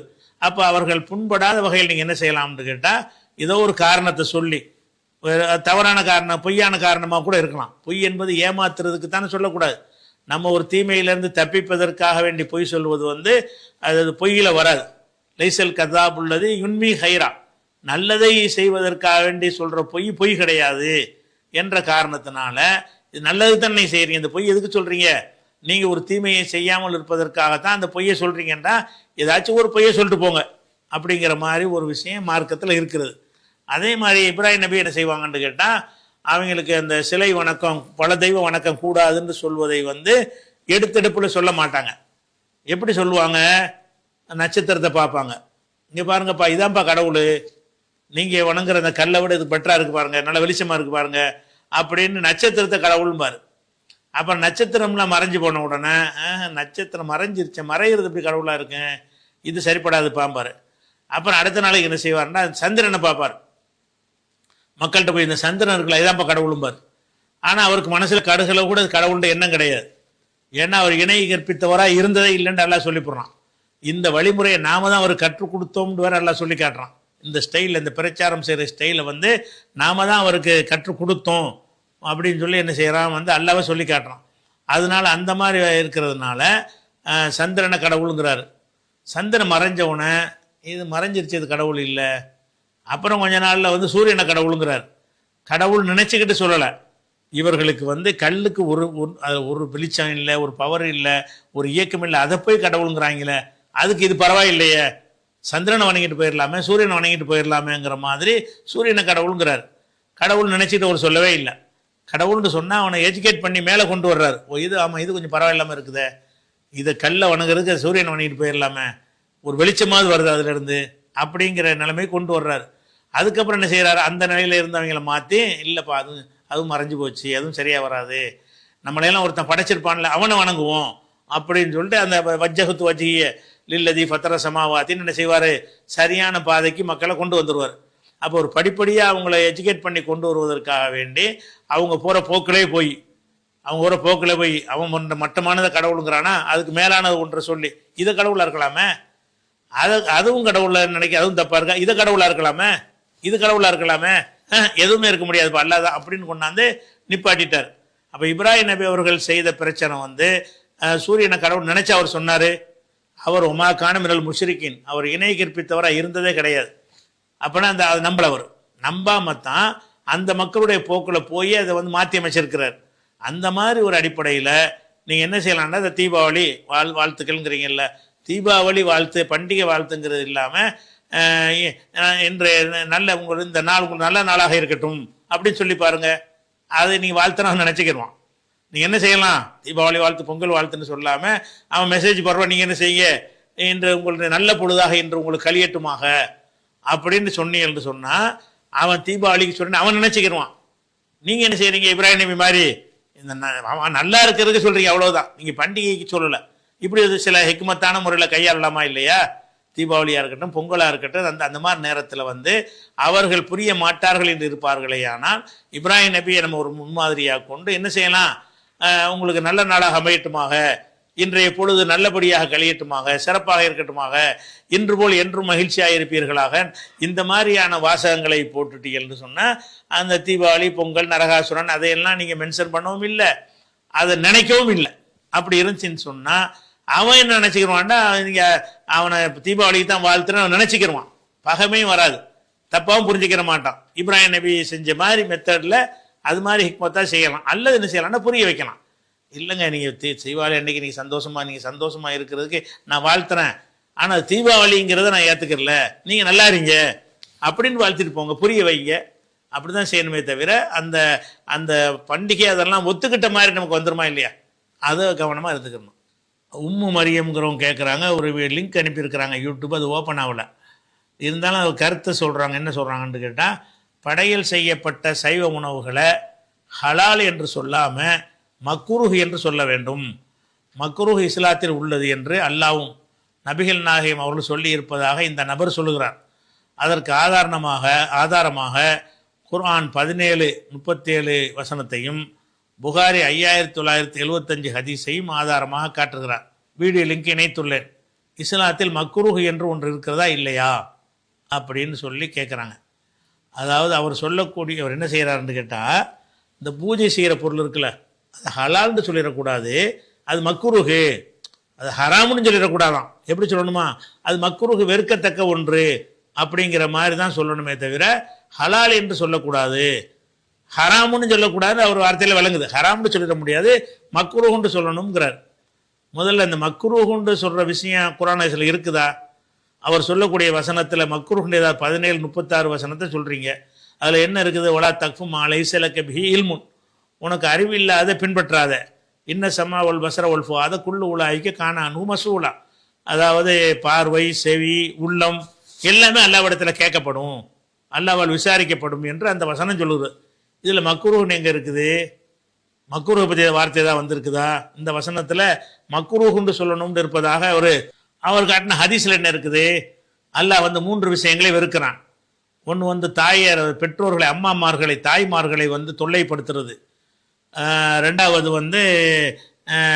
குழந்தைகளை புதைக்கிறது, அது மாதிரி விஷயம். மூணாவது கீழே வக்கால், அவன் சொன்னான் இவன் சொன்னாண்டு ஆதாரம் இல்லாமல் பேச்சு, இதெல்லாம் அல்லாவுக்கு பிடிக்காதுன்னு வருது. இந்த வாசகத்தை வச்சுக்கிட்டு மக்ரூஹ்னு ஒன்று இருக்குங்கிறார். இதில் மக்ரூஹ்னு வரவே இல்லை. அதாவது இஸ்லாத்தில் ஹலால்னு வந்திருக்குது, ஹராம்னு வந்திருக்குது. ஆனால் நடைமுறையில் என்ன செய்கிறாங்கன்னு கேட்டால், மதுஹபுகளில் நடுவில் மக்ரூஹுண்டு ஒரு வகையை கொண்டு வர்றாங்க. இந்த மக்ரூங்கிற வார்த்தை குர்ஆன் ஹதீஸில் இருக்குதான்னா குர்ஆன் ஹதீஸில் கிடையாது. எந்த ஒரு விஷயத்தையும் இது ஹராம் இது மக்ரூஹ் என்று ரெண்டாக பிரிக்கவே இல்லை. ஹராம் ஹலால் அவ்வளோதான். ஒன்று அனுமதிக்கப்பட்டது, இன்னொன்று அனுமதிக்கப்படாது. அந்த ரெண்டு தான் இருக்கே தவிர அது நடுவில் ஒன்று மக்ரூஹுண்ட ஒன்று குர்ஆன்லேயும் கிடையாது, ஹதீஸ்லேயும் கிடையாது. அப்போ இல்லாத ஒரு ஆயத்தையும் ஹதீஸையும் போட்டு மக்ரூஹுண்டு ஒரு வகை இருக்குன்னு அவர் சொல்கிறாருல்ல, அது கிடையாது. அதே நேரத்தில் வந்து ஹராம்ங்கிறது இருக்குல்ல, ஹராம்லே பல படித்தனம் இருக்க தான் செய்யுது. தடுக்கப்பட்டதில் எல்லாம் சமமாக இருக்கும். ஒரு கொலை செய்கிறதும் பொய் சொல்கிறதும் ரெண்டு ஹராம் தான். ரெண்டு சமமா? கொலை செய்கிறதும் ஹராம் தான், பொய் சொல்கிறதும் ஹராம் தான். பொய் வந்து மனுஷன் சொல்லிக்கிட்டே தான் இருக்கிறான், கொலை வந்து செய்கிறதுக்கு பயப்படுறான். பொய் சொல்வதற்கு அவனுக்கு தண்டனை கொடுக்க மாட்டாங்க, கொலை செய்கிறதுக்கு தண்டனை கொடுப்பாங்க, மரண தண்டனை கொடுப்பாங்க. அப்போ எல்லாம் ஹராம் தான். ஹராமுல படித்தனம் இருக்குல்ல, ஹராம் என்றாலும் கூட அனைத்து ஹராமுக்குமே ஒரே மாதிரி தண்டனை எல்லாம் தர்றான்னு தரல. அப்போ ஹராம் என்ற எல்லாம் ஹராம் தான். ஹராமுலே வந்து பல படித்தரங்கள் இருக்குது. இவங்க என்ன செய்வாங்கன்னு கேட்டால் லேசான படித்தரத்தில் உள்ளது மக்ரூஹுன்னு சொல்லி அப்படி வந்து அறிஞர்களாக பிரிக்கிறாங்க. அப்படி பிரிக்க தேவையில்லை, ஹராம் தான். எதெல்லாம் இவங்க மக்ரூஹுன்னு சொல்கிறாங்களோ அது ஹராம் தான். அதாவது அது அனுமதிக்கப்பட்டுச்சா தடுக்கப்பட்டுச்சா அவ்வளோதான் பிரச்சனை. உனக்குதா அனுமதிக்கப்பட்டுச்சுன்னா ஹலாலு, அனுமதிக்கப்படலைன்னா ஹராம். ஹராம் எல்லாம் சமமாக இருக்குது. சமம்னு ஏன் சொல்கிறீங்க நீங்கள்? ஹராமில் ஒரு வகை அவ்வளோதான். ஹராமில் படித்தரங்கள் இருக்குன்னு சொல்லலாமான்னு அது சொல்லலாம். சில ஹராமுக்கு உலகத்தில் தண்டனை கொடுக்க சொல்கிறான்ல, சில ஹராமுக்கு தண்டனை இல்லை, அவனா செஞ்சுட்டு போகலான் இருக்குது. ஆனால் அது பாவம் தான் அது. அப்போ ஹராம் என்பதுக்கு வந்து கடும் எச்சரிக்கை உள்ள ஹராம் இருக்கிறது, கடுமையான எச்சரிக்கை செய்யப்படாத ஹராம் இருக்கிறது. ரெண்டுமே என்னன்னு கேட்டால் மனுஷன் விலகி கொள்ள வேண்டிய விஷயம்தான். மக்ரூஹ் தானேண்டா செய்ய ஆரம்பிச்சிருவீங்க, ஹராம் தான் அது. மக்ரூஹ்ன்ற ஒரு வார்த்தையை கொண்டு பிரிக்கிறது சில பின்னாடி வந்து அறிஞர்கள் செஞ்ச பிரிவு தானே தவிர இஸ்லாத்தில் வந்து பீடி குடிக்கிறது மக்ரூஹும்பாங்க. எதை வச்சு சொல்லுவாங்கன்னா நேரடியாக வரல, நேரடியாக வந்தாலும் மறைமுகமாக வந்தாலும் அதில் அந்த குர்ஆனுடைய கருத்தானது கேடு செய்யக்கூடியதான புகைங்கிறது. புகை வந்து கேடு செய்யுது, கேடு செய்யலாம் ஹராம். அப்போ ஹராம்ட்டு போயிட வேண்டியது தானே. அது எதில் கேட்டால் சில விஷயங்களில் வந்து ரெண்டு விதமாக வருங்க. ரசூல் ஸல்லல்லாஹு அலைஹி வஸல்லம் ஒரு விஷயம் தடுத்திருப்பாங்க, அவங்கள அதை செஞ்சும் இருப்பாங்க. இந்த இடத்துல தான் லேசாக ஒரு அது எங்கிட்ட சேர்க்கிறது அப்படின்ட்டு வரும். அப்போ நீ மக்ரூஹ்னு சொல்ல தேவையே கிடையாது. உதாரணமாக ரசூல்லா வந்து நின்று கொண்டு தண்ணீர் குடிக்காதீங்கன்னு தடுத்தாங்க, அவங்களே சில நேரங்களில் குடிச்சும் இருக்கிறாங்க. அப்போ நம்ம ரெண்டையும் இணைச்சி என்ன செய்வோம்? அதில் மக்ரூஹ்லாம் சொல்ல மாட்டோம். நின்று கொண்டு தண்ணீர் குடிக்கக்கூடாது என்று சொன்னது வந்து ஒரு அறிவுரையாக சொல்லப்பட்டது, அது மக்ரூஹ்லாம் கிடையாது. சிறந்தது வந்து நீங்கள் நின்று உட்கார்ந்து தண்ணி குடிக்கிறது தான். அதை நின்று கொண்டு குடிப்பது அனுமதிக்கப்பட்டது. அது அனுமதிக்கப்பட்டதுங்கிறதுல வருமே தவிர அதை மக்ரூஹ்ங்கிற பேரில் வந்து நம்ம சொல்ல தேவையே இல்லை. அப்போ அந்த மாதிரி வந்து ரசூல் ஸல்லல்லாஹு அலைஹி வஸல்லம் அவங்க தடுத்ததையே அவங்க செஞ்சிருப்பார்களே, ஆனால் நம்ம எப்படி விளங்கிக்கிறோம்? அவங்க தடுத்ததுங்கிறது வந்து மென்மையான ஒரு தடை, அவங்க செஞ்சதுங்கிறது அது அனுமதிக்கப்பட்டதுன்னு காட்டுவதற்கு செஞ்சாங்க, இப்படி விளங்கிக்கிறணும். இப்படி விளங்குறதுக்கு என்ன ஒரு முகாந்திரம் இருக்கே தவிர மார்க்கத்தில் தடை செய்யப்பட்ட ஒரு விஷயத்தை வந்து ஆதாரத்தோட ஹலால்னா ஹலால் தான், ஆதாரத்தோட ஹராம்னா ஹராம் தான். அது ரெண்டு தான் இருக்கே தவிர மக்ரூஹுங்கிற ஒரு வகையே கிடையாது. இந்த மக்ரூஹுங்கிறது அவங்களா பிடிக்காதெல்லாம் மக்ரூன்றுவாங்க மதுஹபுகளில். அப்படி ஒரு விஷயமாக நீங்கள் சொன்ன அந்த வசனத்துலேயும் இது இல்லை, நீங்கள் சொன்ன அந்த ஹதீஸ்லேயும் அந்த கருத்து இல்லை மக்ரூங்கிற ஒரு விஷயம். இது யார் சனா நஃபீஸாங்கிறவங்க கேட்குறாங்க. என்ன கேட்குறாங்கன்னா, குர்ஆன் 2:285 குறிப்பிட்ட நிகழ்வை விளக்கவும். பக்ராவில் 285வது வசனத்தில் என்ன சொல்லப்படுது என்பதை விளக்கவும்ங்கிறாங்க. அந்த வசனத்தில் விளக்குவதற்கு ஒரு ஒரு ட்ரையான விஷயமாக ஒன்றுமே இல்லை, ரொம்ப சாதாரணமாக தான் இருக்குது. அர்த்தம் வாதிச்சாலே விளங்கிடும். அது என்ன சொல்லுதுன்னு கேட்டால், ஆமனர் ரசூலு, இந்த ரசூல்னா முகமது அவர்கள் நம்பிக்கை கொண்டிருக்கிறார். பிமா உன்சில இலைஹி மிர் ரப்பிஹி, அவருடைய இறைவன் புறத்திலிருந்து அவருக்கு அருளப்பட்டதை இந்த முகமது நம்புகிறார். அல்லாஹ் சொல்கிறான், உங்களை மட்டும் அவர் நம்ப சொல்லலை, முகமது எதை குர்ஆன் என்று உங்கள்கிட்ட சொல்லுகிறாரோ அதை ஃபர்ஸ்ட் அவர் நம்புகிறார். கொண்டு வந்தவர் நம்பணுமா இல்லையா? நம்ம மட்டும் நம்பி அவர் நம்பாமல் இருந்தார்னா அதைத்தான் இல்லை சொல்கிறோம். ஆமனர் ரசூலு, இந்த ரசூல் நம்பி இருக்கிறார். இந்த ரசூலுங்கிறது முகமது ஸல்லல்லாஹு அலைஹி வஸல்லம்.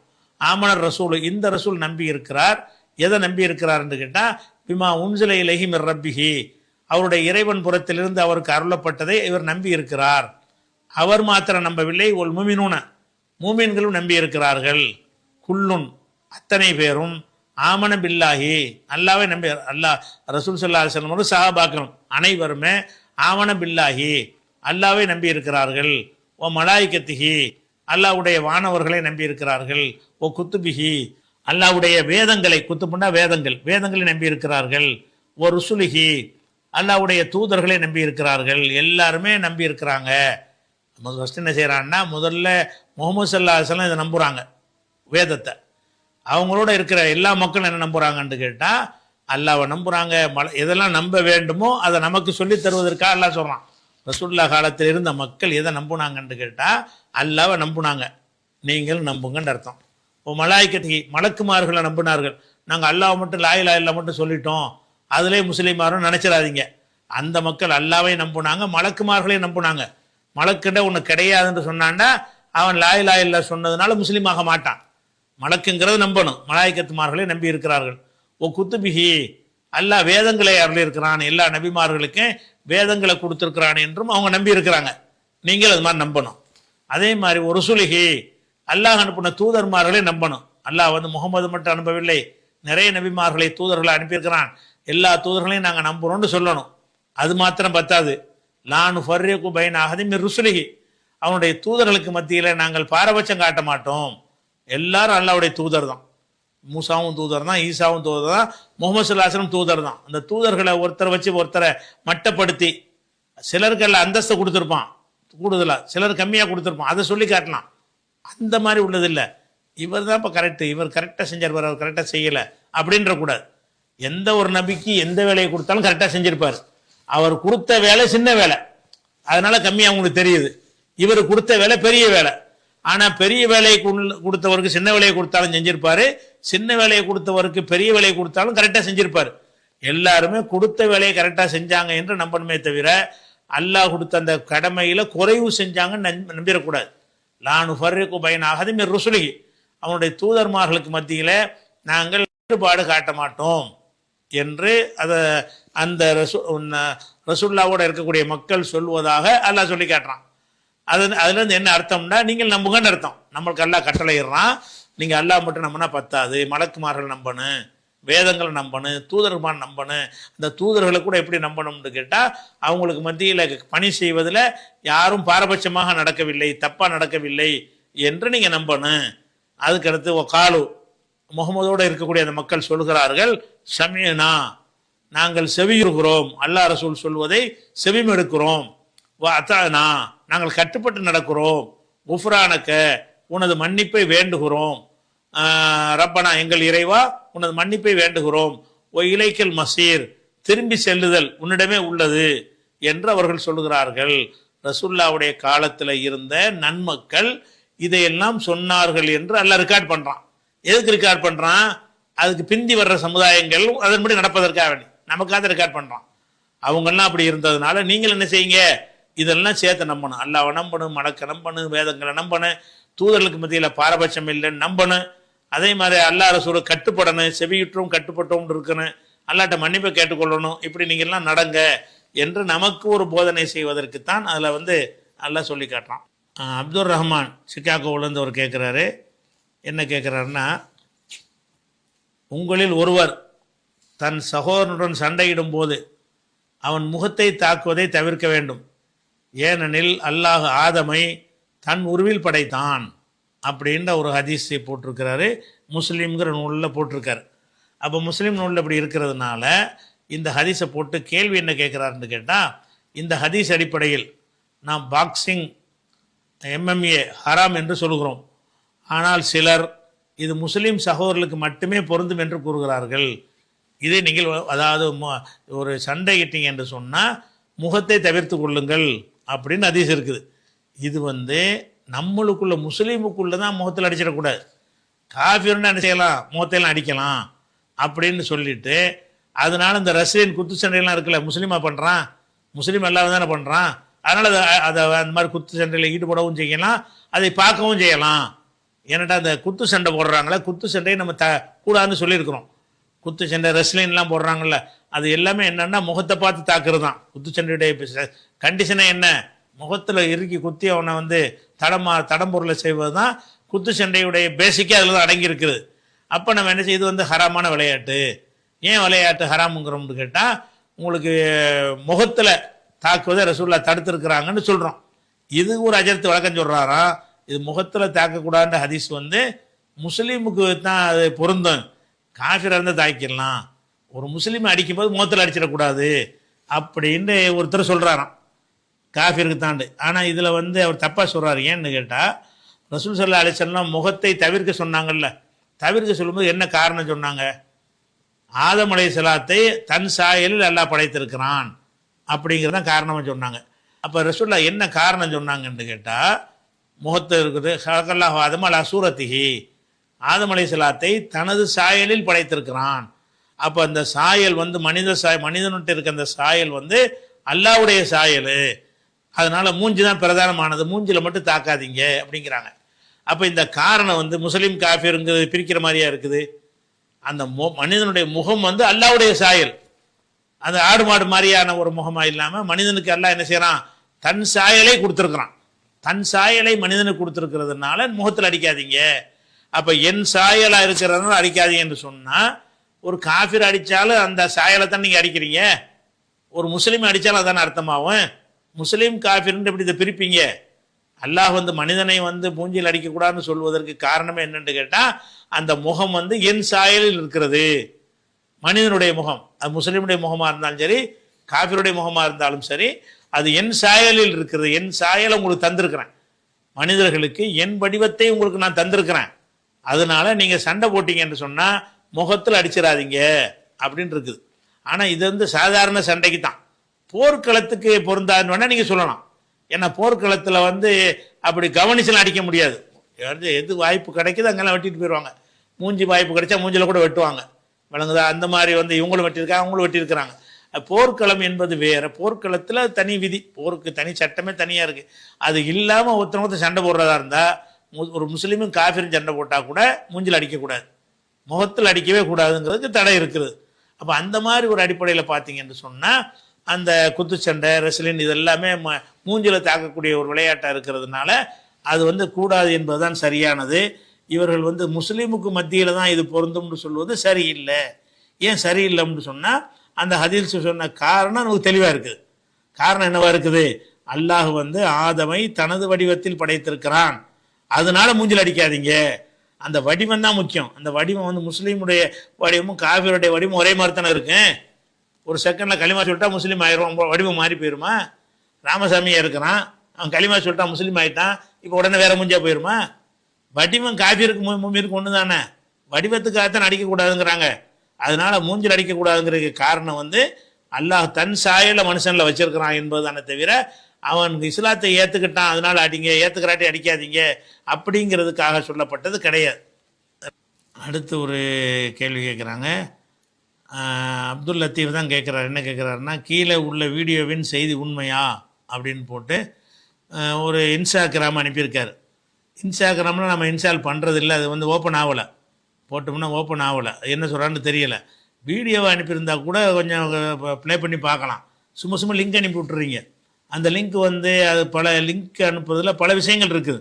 அந்த லிங்க் அந்த அந்த அதை பதிவு செஞ்சவங்க குறிப்பிட்ட நாள் வரைக்கும் ஓப்பன் ஆகிற மாதிரி செட் பண்ணியிருப்பாங்க. அவங்கள லாகின் பண்ணவங்களுக்கு தான் ஓப்பன் ஆகும்னு செட் பண்ணியிருப்பாங்க. பல விஷயங்கள் இருக்குது. நீங்கள் அனுப்புனதுலாம் எல்லாருக்கும் ஓப்பன் ஆகிடாது. அதனால் வந்து நீங்கள் அனுப்பியிருக்கீங்க, ஏதோ ஒன்று அனுப்பியிருக்கிறீங்க, நீங்கள் அனுப்பின லிங்க் வந்து ஓப்பன் ஆகாதனால விளங்கலை. அப்படி கேட்கும்போது லிங்கோடு சேர்த்து இந்த வீடியோவில் இந்த விஷயத்தை சொல்கிறாருன்னு எழுதி அனுப்பியிருந்தா கூட அந்த விஷயத்துக்கு பதில் சொல்லலாம். சும்மா லிங்க் அனுப்பிவிட்டு இது சொன்ன சரியாண்டா எனக்கு ஓப்பன் ஆனதானே சொல்ல முடியும். அதனால் லிங்க் அனுப்புனதுக்கெல்லாம் வந்து ஓப்பன் ஆகாது. பெரும்பாலும் அவங்க லாகின் பண்ணி அவங்களோட அக்கௌண்ட்டை நம்ம ஒரு ஃபாலோவர்ஸை சேர்ந்தா தான் ஓப்பன் ஆகிற மாதிரி வச்சுருப்பாங்க. நம்ம கண்டவனுக்கெல்லாம் போய் ஃபாலோ பண்ணக்கூடிய நிலைமை வரக்கூடாதுங்கிறதுக்காக வேண்டி நம்ம லாகின் பண்ணிலாம் போகிறதில்ல. லாகின் பண்ணாமல் வந்தால் ஓப்பன் பண்ணுவோம். லாகின் பண்ணுன்னு சொன்னால் இதுக்காக வேண்டிய நம்ம போய் அதில் போய் சேரணும் அப்படிங்கிற மாதிரிலாம் நம்ம சேர மாட்டோம். அதனால் நீங்கள் லிங்க் அனுப்பாமல் வீடியோவை அனுப்பி விடுங்க, அல்லது வந்து என்ன செய்யுங்க, அந்த சாராம்சத்தை எழுதி அனுப்புங்க. நீங்கள் கேட்டது வந்து அந்த வீடியோ நமக்கு ஓப்பன் ஆகவில்லை. அடுத்ததாக, மாற்று மதத்தை சேர்ந்த சகோதரருக்காக இறைவனிடம் துஆ செய்யலாமா? அவர்களின் நோய் நிவாரணத்திற்காக கவலை நீங்க பிரார்த்தனை செய்யலாமா அப்படின்னு கேட்குறாங்க. அந்த ஆகிரத்து சம்பந்தமான ஒரு விஷயத்துக்கு தான் நீங்கள் துஆ செய்யக்கூடாது. துன்யாவுடைய எந்த நன்மைக்கும் துஆ செய்யலாம். இது சம்பந்தமாக விரிவாக விளக்கின ஒரு கேள்வி ஏற்கனவே இருக்கிறது. அந்த வீடியோவை உங்களுக்கு இதில் இணைச்சிடறேன், பார்த்துக்கிறேங்க. அடுத்து வந்து, என்னுடைய பெயர் ரசூல் மைதீன், சென்னை எண்ணூர்லேருந்து கேட்குறாரு. என்ன கேட்குறாருன்னா, முஸ்லீம் அல்லாத நண்பர்களுக்கு அல்லாஹ்விடம் இவ்வுலக வாழ்க்கைக்காக பிரார்த்தனை செய்யலாமா? அதாவது முஸ்லீம் அல்லாத நண்பர் இருக்கார், அவருக்கு உடம்பு சரியில்லை. அதனுடைய கேள்வியுடைய வியாக்கியானம் இவ்வளோதான் கேட்டிருக்காரு. அர்த்தம் என்னென்னு கேட்டால், அவர் நோய்வாய்ப்பட்டிருக்காரு, இறைவா இவருக்கு குணமாக்கு, முஸ்லீம் இல்லாமல் இருக்கிறார், இப்படி கேட்கலாமா? அல்லது வறுமையில் இருக்கார், இறைவா இவருடைய வறுமையை போக்கு. கடன் பட்டிருக்காரு, இறைவா இவருடைய கடன்லேருந்து இவரை விடுவிச்சிரு. இப்படி முஸ்லீம் அல்லாத நண்பர்களுடைய உலக விஷயத்துக்கு என்ன மறுமை கேட்கக்கூடாதுல்ல. மறுமையில் நான் இதை அல்லாஹ் கொடுக்க மாட்டேன்னு அதை கேட்கக்கூடாது. அல்லாவை ஏற்றுக்கிறவங்களுக்கு சொர்க்கம் கிடையாது. இறைவா இவர் முன்னை மறுக்கத்தான் செய்வார், நீ சொர்க்கத்தை கொடுன்னு கேட்கலாமான்னு கேட்கக்கூடாது. மறுமை சம்பந்தமான விஷயங்கள் அது கேட்கறதுக்கு கூடாதுங்கிறதுல மாற்றுக்கிறது கிடையாது. அது நபிமார்களுக்கு பாப்பா கேட்காத அம்மா கேட்கணும் தடுத்துப்பட்டான். அப்படிப்பட்ட ஒரு விஷயம். இது முஸ்லீம் அல்லாத நண்பர்களுக்கு இவ்வுலக வாழ்க்கையாக பிரார்த்தனை செய்யலாமான்னு கேட்குறாரு. செய்யலாமான்னு கேட்டால் செய்யலாம். ஏன் செய்யலாம்னு கேட்டால் அதுக்கு நிறைய ஆதாரம் இருக்கிறது. இப்போ புகாரில் 2276வது ஹதீஸில் அபு சயீதுல் குத்ரியும் சஹாபாக்களும் ஒரு பிரயாணம் பண்ணி போவாங்க. ஒரு கிராமத்துக்கு போகும்போது அந்த கிராமத்தில் உள்ள மக்கள்கிட்ட விருந்து கேட்பாங்க, விருந்து கொடுக்க மாட்டாங்க. சரின்னு ஒரு டேரா அடித்து தங்கிடுவாங்க. தங்கின உடனே அந்த கிராம தலைவரை தேல் கொட்டிடும், விஷ தேலோ ஏதோ விஷ ஜந்து கொட்டிடும். கொட்டினவுடனே என்ன செய்வாங்கன்னா என்னென்னமோ பார்ப்பாங்க, அவன் வலி குறையிற மாதிரி இருக்காது. அப்போ இவங்ககிட்ட என்ன செய்வாங்க, இவங்க தேல் கொட்டிருச்சு, உங்கள்கிட்ட ஏதாவது ஓதி பார்க்குற யாராவது இருக்கிறீங்களா அப்படின்னு கேட்பாங்க. அப்போ இவங்க என்ன செய்வாங்க, மந்திரிக்கிற அவங்க மந்திரி தான் சொல்லுவாங்க. சொன்னால் எங்களுக்கு தெரியும்னு சொல்லி போய் அல்ஹம்து சூரா ஓதி அவருடைய குணமாக்குறதுக்காக அவர் செய்வார். அதை ஓதினோன்னு அந்த வசம் இறங்கிடும். அப்போ இது இந்த ரசூலுல்லாஹ்ட்ட கேட்கும்போது அக்செப்ட் பண்ணிக்கிடுவாங்க. அப்போ முஸ்லீம் அல்லாதவர் தானே, அவர் விருந்து கூட கொடுக்க மாட்டேன்ட்டார. அப்போ இந்த ஓதுறது துவா தானே ஏறக்குறைய அல்லாட்ட கேட்குறது தானே, விஷம் இறங்குறதுக்காக அவர் கேட்குறாரு. அது நிறைவேறி இருக்குது. அது ரசூல்லா நீ எப்படி அவன் நம்மால் இல்லையே, அவனுக்கே போய் நீ இதை செஞ்ச அப்படின்னு கேட்டாங்களா? ரசூல்லா கேட்கல. அப்போ இதிலேருந்து என்ன வழங்குது, முஸ்லீம் அல்லாஹ்வுடைய துன்யாவுடைய கஷ்டங்கள் சிரமங்கள் இருக்கும்னு சொன்னால் அவங்களுக்காக பிரார்த்தனை செய்யலாம். இது ஒரு அல்ஹம்து சூரா ஓதுறது பிரார்த்தனை தானே, அதில் ஒரு விஷயமாக இருக்குது. அதே மாதிரி குர்ஆனில் என்ன செய்கிறாண்டா, அல்லாஹ் மூசா நபியுடைய சம்பவத்தை சொல்லும் பொழுது ஃபிரௌனுடைய கூட்டத்தாருக்கு ஒரு தண்டனை எல்லாம் இறக்குறான். தவளை பேனு இப்படி பல சோதனைகளை கொடுக்குறான். கொடுத்தோன்னு என்ன செய்கிறாங்கன்னா மூசா அலைஹிஸ்ஸலாத்தை கேட்குறாங்க, யா மூசா உதுவுலனா ரப்பக்க பிமா அஹித இந்தக்க, அல்லாஹ் உன்ட்ட எடுத்த வாக்குறுதி பிரகாரம் எங்களுக்காக நீ துவா செய்யி அப்படின்னு கேட்குறாங்க. எங்களுக்கு இந்த மாதிரி இந்த துன்பத்தை விளக்கிட்டா நாங்கள் உங்களை நம்பிக்கை கொள்ளுவோம். உங்களை நுர்சிலன் நமக்கு பனி இஸ்ரவேல் மக்கள் உன்னோட அனுப்பி விட்டுறோம், இந்த துன்பம் நீங்கிறதுக்காக நீ துவா செய்யின்னு அவங்க கேட்குறாங்க. உடனே என்ன செய்கிறாங்க, மூசா நபி துவா செய்கிறாங்க. காஃபியர்கள்லாம் துவா செய்ய மாட்டேன்னு சொல்லலை. அந்த துன்பம் வருகிறது, துன்பத்தை விளக்குவதற்காக நீ துவா செய்ய மூசாவே துவா செய்யன்னு கேட்குறாங்க. துவா செஞ்ச உடனே ஃபிலம்மா கஷம்னா அன்ஹும், அவர் துவா செஞ்சு நம்ம ஏற்றுக்கொண்ட பிறகு, ஏற்றுக்கொண்டு அந்த துன்பத்தை விளக்கிய பிறகு அவங்க அந்த உடன்படிக்கையை மீறிட்டாங்க. அப்போ கேட்கலான்னு வருதில்ல. மூசா நபிகிட்ட கேட்கும்போது காஃபியர்கள்லாம் உனக்கு துவா செய்ய முடியாது, அது வந்தது தான், நாங்கள் முஸ்லீமுக்கு தான் செய்ய வேண்டாம் சொன்னார். அவர் துவா செஞ்சார். அல்லாவும் நீ அவர் கேட்டேன்னு கேட்கல, அவர் துவாவை ஏற்று அந்த துன்பத்தை விளக்குறானுங்கிற விஷயம் 7வது அத்தியாயத்தில் 134 135 இருக்கிறது. இதே கருத்து 43வது சூறாவில் 49 50 இருக்குது. யா யுஹ சாஹிரு, சூனியக்காரர், அவர் சூனியக்காரன் தான் கூப்பிட்டாங்க. உதுவுலனா ரப்பக்க, அல்லாட்ட நீ துவா செய்யின்னு கேட்டாங்க. அவங்களும் துவா செஞ்சாங்க. அதை ஏற்று அல்லாஹ் அவங்கள விடுவித்தானுங்கிற ஒரு விஷயம் 43 49 50 இருக்கிறது. அதே மாதிரி இப்ராஹிம் அலைஹிஸ்ஸலாம் அவர்கள் என்ன செய்கிறாங்கன்னா ஒரு துவா செய்கிறாங்க அல்லாட்ட. 2 துவா செய்வாங்க. முதல் துவா என்ன செய்வாங்கன்னா, உன்னை இன்னி ஜாயிருக்குல் இன்னாசி இமாமா, உன்னை மனித குலத்துக்கு இமாம் ஆக்கிட்டா நல்லா சொல்லுவான். அப்போ இப்ராஹிம் நபி கேட்பாங்க, ஒமின் துர்ரியத்தி, என் புள்ள குட்டிகளை இந்த மாதிரி ஆக்கு அப்படின்னு கேட்குவாங்க. அப்போ அல்லாஹ் என்ன செய்வான், லா யனால அதில் லாலிமீன், இதெல்லாம் வாரிசு முறையில் வர்றது கிடையாது, கெட்டவனுக்கு இது உடன்பை, நல்லவர்கள் அப்படி வருவாங்க, அநியாயக்காரர்களுக்கு இது பொருந்தாது, நீ எல்லாத்துக்கும் கேட்கக்கூடாது. அப்போ ஒரு இமாமாக ஆக்குறது, ஒரு முன்னோடி ஆக்குறதுங்கிற விஷயம் நீ கேட்டதுக்காக நீ பரம்பரைக்கு தர முடியாது, அதில் நல்லவர் இருப்பான் கெட்டவன் இருப்பாங்க, இது நல்லவர்களாக பார்த்து தான் கொடுக்க முடியும்னு அதை மறுத்துறான். அதில் அவர் மனசில் ஒரு விஷயத்தை விளங்கிக்கிட்டார். விளங்கிட்டு என்ன செய்கிறாருன்னு கேட்டால் இன்னொரு துவா செய்கிறார், இறைவா இந்த ஊரை ஒரு அபயமுள்ள ஊராக மாற்றிரு, வருசுக்கு அகலகம் என சமராத்தி, இந்த ஊரில் உள்ளவங்களுக்கு கனிவர்க்கங்களை கொடுன்னு சொல்லிட்டு அப்புறம் யோசிக்கிறாரு, ஊரில் உள்ளவங்களாம் நல்லவங்கட்டவங்களாம் இருப்பானே என்று சொல்லிட்டு மண் ஆமணமின்னும் பில்லாகி, இந்த ஊரில் யார் ஈமான் ஒன்று இருக்கிறாரோ அவங்களுக்கு கொடுன்னு கேட்குறாரு. நம்ம கேட்கக்கூடாதுன்னு நினச்சிக்கிட்டு முதல்ல அல்லாஹ் அந்த இமாமாக்குங்கும்போது கரெக்ஷன் பண்ணிட்டான்ல, அதை மனசில் வச்சுட்டு என்ன செய்கிறான்னு கேட்டால் மின்ன சமராத்தி மண் ஆமணமின் ஹும் பில்லாகி உல்யோமில் ஆகிரி, ஆகிரத்தையும் அல்லாவையும் நம்புகிறாங்கல்ல அவங்களுக்கு கனிவர்க்கங்களை கொடுன்னு நல்லவங்களுக்கு கொண்டு பிரித்து கேட்குறாரு. முதல்ல இந்த ஊர்வாசிகளை கொடுன்னு கேட்குறாரு. அப்புறம் பிரித்து என்ன செய்கிறாருன்னு கேட்டால் நல்லவங்களை கொடுன்னு சொல்கிறார். அப்போ எல்லாம் என்ன செய்யறான்னா கால ஒமன் கஃபர, கெட்டவனுக்கும் யார் நிராகரிக்கிறானோ அவனுக்கும் இப்போ மத்திஹூ கலீலன், அவனுக்கு கொஞ்சம் நாளைக்கு சுக வாழ்வை நான் கொடுப்பேன் நல்லா என்ன செய்கிறான். அப்போ கெட்டவங்களுக்காக இதை கேட்கலாம், அவர் நல்லவருக்கு மட்டும் கேட்டதை நல்லா என்ன செய்யணும், அப்படி கேட்க அவசியம் இல்லைன்னு புரிய வைக்கிறான். இது 2வது அத்தியாயத்தில் 126வது வசனத்தில் இருக்கிறது. அதே மாதிரி காஃபிற்காக நம்ம கேட்குறது விட்டுருங்க, காஃபிர் தனக்காக அல்லாட்ட கேட்குறான். ஒரு நேரத்தில் ஒரு கடுமையான துன்பம் வரும்போது கடவுளே நீ தான் காப்பாற்றுன்றாங்க, அவனுக்கு அந்த கல் மண் சின்ன தெய்வம்லாம் யாபத்துக்கு வராது. இப்படி கேட்டாங்கன்னு சொன்னால் இவங்க இதை ஏற்றுக்கிற முடியுமான்னு அதையும் ஏற்றுக்கிறவங்க நல்லா. காஃபிற்காக நம்ம கேட்குறத விட்டுருங்க. ஒரு காஃபிர் ஒரு நேரத்தில் உணர்ந்து என்ன செய்கிறான், அல்லா இறைவா அல்லாவை தான் நம்புறவங்க தானே இருந்தாங்க, அதை பற்றி அல்லா சொல்லி காட்டுகிறான். நீங்கள் உங்களுக்கு திடீரென்று அல்லாவுடைய வேதனை வந்து விட்டால் நீங்கள் அல்லாதவர்களை நீங்கள் அழைப்பீர்கள். துன்பம் வரும்போது எல்லாத்தையும் குட்டி தெய்வத்தை கூப்பிட மாட்டாங்க, அல்லா தான் கூப்பிடுவாங்க. பல் ஈயாகு ததுவுன், அவனை தான் நீங்கள் அழைப்பீங்க. அழைச்ச உடனே ஃபயக்ஷுமா ததுவுன இலேஹி இன்ஷா, அல்லாஹ் நாடினால் நீங்கள் எந்த கோரிக்கை வைத்தீர்களோ அதெல்லாம் நிவர்த்தி செய்து விடுவான். அப்போ இவன் காஃபிராக இருந்துக்கிட்டே துன்பம் வரும்போது மட்டும் அல்லாஹ் கூப்பிட்றான், டே இப்போ தான் தெரிஞ்ச உனக்கு அப்படின்னு நல்லா கேட்காம அதை ஏற்றுக்கிறவங்கிறான். காஃபிரே விளங்கி தனக்கு ஒரு துன்பத்தை நீக்குமாறு கேட்டால், இது வரைக்கும் அவன் காஃபிராக இருந்தாலும் சிறுக்கு வச்சுக்கிட்டு இருந்தாலும் இப்போ அல்லாஹ்விட்ட கேட்டான்னு சொன்னால் அதை ஏற்றுக்கிறவங்கிறான். அவன் கேட்குறத ஏற்றுக்கிற போது அவனுக்காக நீங்கள் கேட்டால் என்ன இருக்குன்னு அவனே தகுதியற்றவனாக இருக்கிறான்.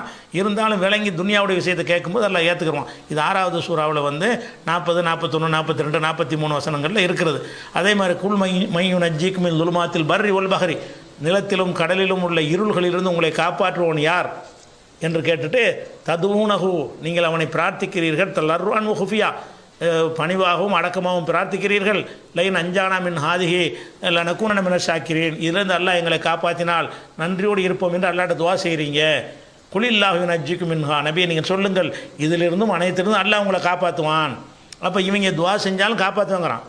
காஃபிராக இருக்கிறான், துன்பத்தை அநியாயம் பண்ணிகிட்டு இருக்கிறான், விளங்கி துன்பம் வந்தவன இறைவா உன்னை விட்டா கதியில் நீ தான் எனக்குன்னு சொல்லிட்டான்னு வைங்க, நான் ஏற்றுக்கிறவேங்கிறான். 6வது அத்தியாயத்தில் 63, 64 வசனத்தில் சொல்லி காட்டுகிறான். இதே கருத்து நீ முழுசாக படித்தா விளைக்கிற இதே கருத்து தான் 10வது அத்தியாயத்தில் 23வது வசனத்தில் 21, 22, 23 வசனத்தில் இருக்கிறது. இதே கருத்து 17வது சூறாவில் 67 வசனத்தில் இருக்கிறது. இதே கருத்து 29, 65 இருக்கிறது. இதே கருத்து 31, 32 இருக்கிறது. இதே கருத்து 39, 8 இருக்கிறது. இது எல்லாத்திலும் என்ன இருக்குன்னு கேட்டால், இறை மறுப்பாளர்களாக இணை வைப்பவர்களாக இருந்தவர்கள் அல்லாவே என்று கையேந்தி விட்டு கேட்டார்களே, ஆனால் அவங்க துவாவையும் ஏற்றுக்கிறவர். துன்யா விஷயத்துக்கு உலகத்தில் துன்பம் கஷ்டம் சிரமம் இதெல்லாம் நீங்கணும்னு கேட்டால் அவங்களுக்கு எல்லாம் ஏற்றுக்கிறவான்னு சொல்லும் பொழுது அவங்களுக்காக நம்ம கேட்டால் ஏற்றுக்கிற மாட்டான், கேட்கலாம். ஆகிரத்து விஷயத்தை கேட்கக்கூடாது விஷயம். அதுக்கடுத்தது சுக்குக்கு எனப்படும் முதலீட்டு முறையில் மார்க் அந்தஸ்து பற்றி உங்களிடம் கேட்க விரும்புகிறேன். மலேசியா, சவுதி அரேபியா மற்றும் ஐக்கிய அரபு அமீரகம் போன்ற இஸ்லாமிய நாடுகளில் அரசாங்கங்கள் பெரிய திட்டங்களை செயல்படுத்த இந்த முறையை பயன்படுத்துகிறார்கள். உதாரணமாக, ஒரு நாட்டில் புதிய விமான நிலையத்தை உருவாக்க நிதி தேவைப்படும் போது அந்த விமான நிலையத்தின் ஒரு பகுதி உரிமையை முதலீட்டாளர்களுக்கு சுக்கூக் சான்றிதழாக வழங்குகிறார்கள். அந்த விமான நிலையம் ஈட்டும் வாடகை மற்றும் லாபத்தில் இருந்து வரும் ஒரு பகுதியை முதலீட்டாளர்கள் வருமானமாக பெறுகிறார்கள். இதில் உள்ள கேள்வி என்னவென்று சொன்னால், இது ஒரு நிஜமான சொத்தின் உரிமையை பெற்று அதன் மூலம் வாடகையோ ஈட்டும் இந்த முதலீட்டு கட்டமைப்பு குர்ஆன் மற்றும் சுன்னாவின் அடிப்படையில் ஹலாலானதா? சாதாரண வட்டி பத்திரங்களில் பணத்தை கடனாக கருதி வட்டி வழங்கப்படுகிறது. ஆனால் இந்த சுக்கூக்கு முறையில் நாம் ஒரு சொத்தின் உரிமையாளராகவும் அதன் லாப நட்டத்தில் பங்குதாரராகவும் இருக்கிறோம். இந்த வேறுபாடு இதனை ஹலால் வியாபாரமாக மாற்றுகிறதா? இந்த முதலீட்டில் அசல் தொகைக்கு எந்த உத்தரவாதமும் கிடையாது. அதாவது வியாபாரத்தில் லாபம் வந்தால் மட்டுமே லாபம் கிடைக்கும். நஷ்டம் ஏற்பட்டால் முதலீட்டாளரும் அந்த நஷ்டத்தை பகிர்ந்து கொள்ள வேண்டும் என்ற நிபந்தனை இதில் உள்ளது. இத்தகைய லாப நஷ்ட பொறுப்பு இதில் இருப்பதால் இது வட்டியற்ற மார்க்க ரீதியான முதலீடாக கருதப்படுமா அப்படின்னு சொல்லி ஃபாசில்ங்கிற சகோதரர் கேட்குறார். அதாவது இப்போ கடன் பத்திரம்னு வெளியிடுவாங்க சில அரசாங்கத்தில். இப்போ அமெரிக்காவில் அந்த கடன் பத்திரத்தில் தான் பெரிய பணக்கார நாடாக இருக்கிறான். உலக நாடுகளிலே அதிகமாக கடன் வாங்கியிருக்கிற நாடு எதுன்னா அமெரிக்கா தான். எங்கே வாங்குவான்? உலக வங்கியில் வாங்க மாட்டான். அவன் பாட்டுக்கு டாலர் பத்திரத்தை அடித்து விடுவான். அதை நீங்கள் வாங்குவேன், நான் வாங்குவோம், ஒரு நாடுகளை வாங்குவான், அவனுக்கு பணம் போயிடும். நம்ம பேப்பர் வச்சுக்கிட்டு இருப்போம், பணம் அவனுக்கு கிடைக்கும். நம்மள்கிட்ட கடன் வாங்கியிருக்கிறான், அவன் அதுக்கு வட்டி போட்டு தருவான். அந்த மாதிரியான கடன் பத்திரம் தான் எல்லா நாடுகளும் வெளியிடுறாங்க. அப்போ இஸ்லாமிய நாடுகளில் இது சர்ச்சைக்கு பிரச்சனையாகுது. இந்த கடன் நிதி நெருக்கடி ஏற்படும் பொழுது நம்மளும் கடன் பத்திரத்தை வெளியிட்டு மக்கள்கிட்ட பணத்தை திரட்டுவோம்னு சொன்னால் கடன் பத்திரத்துக்கு வட்டி கொடுப்பான்.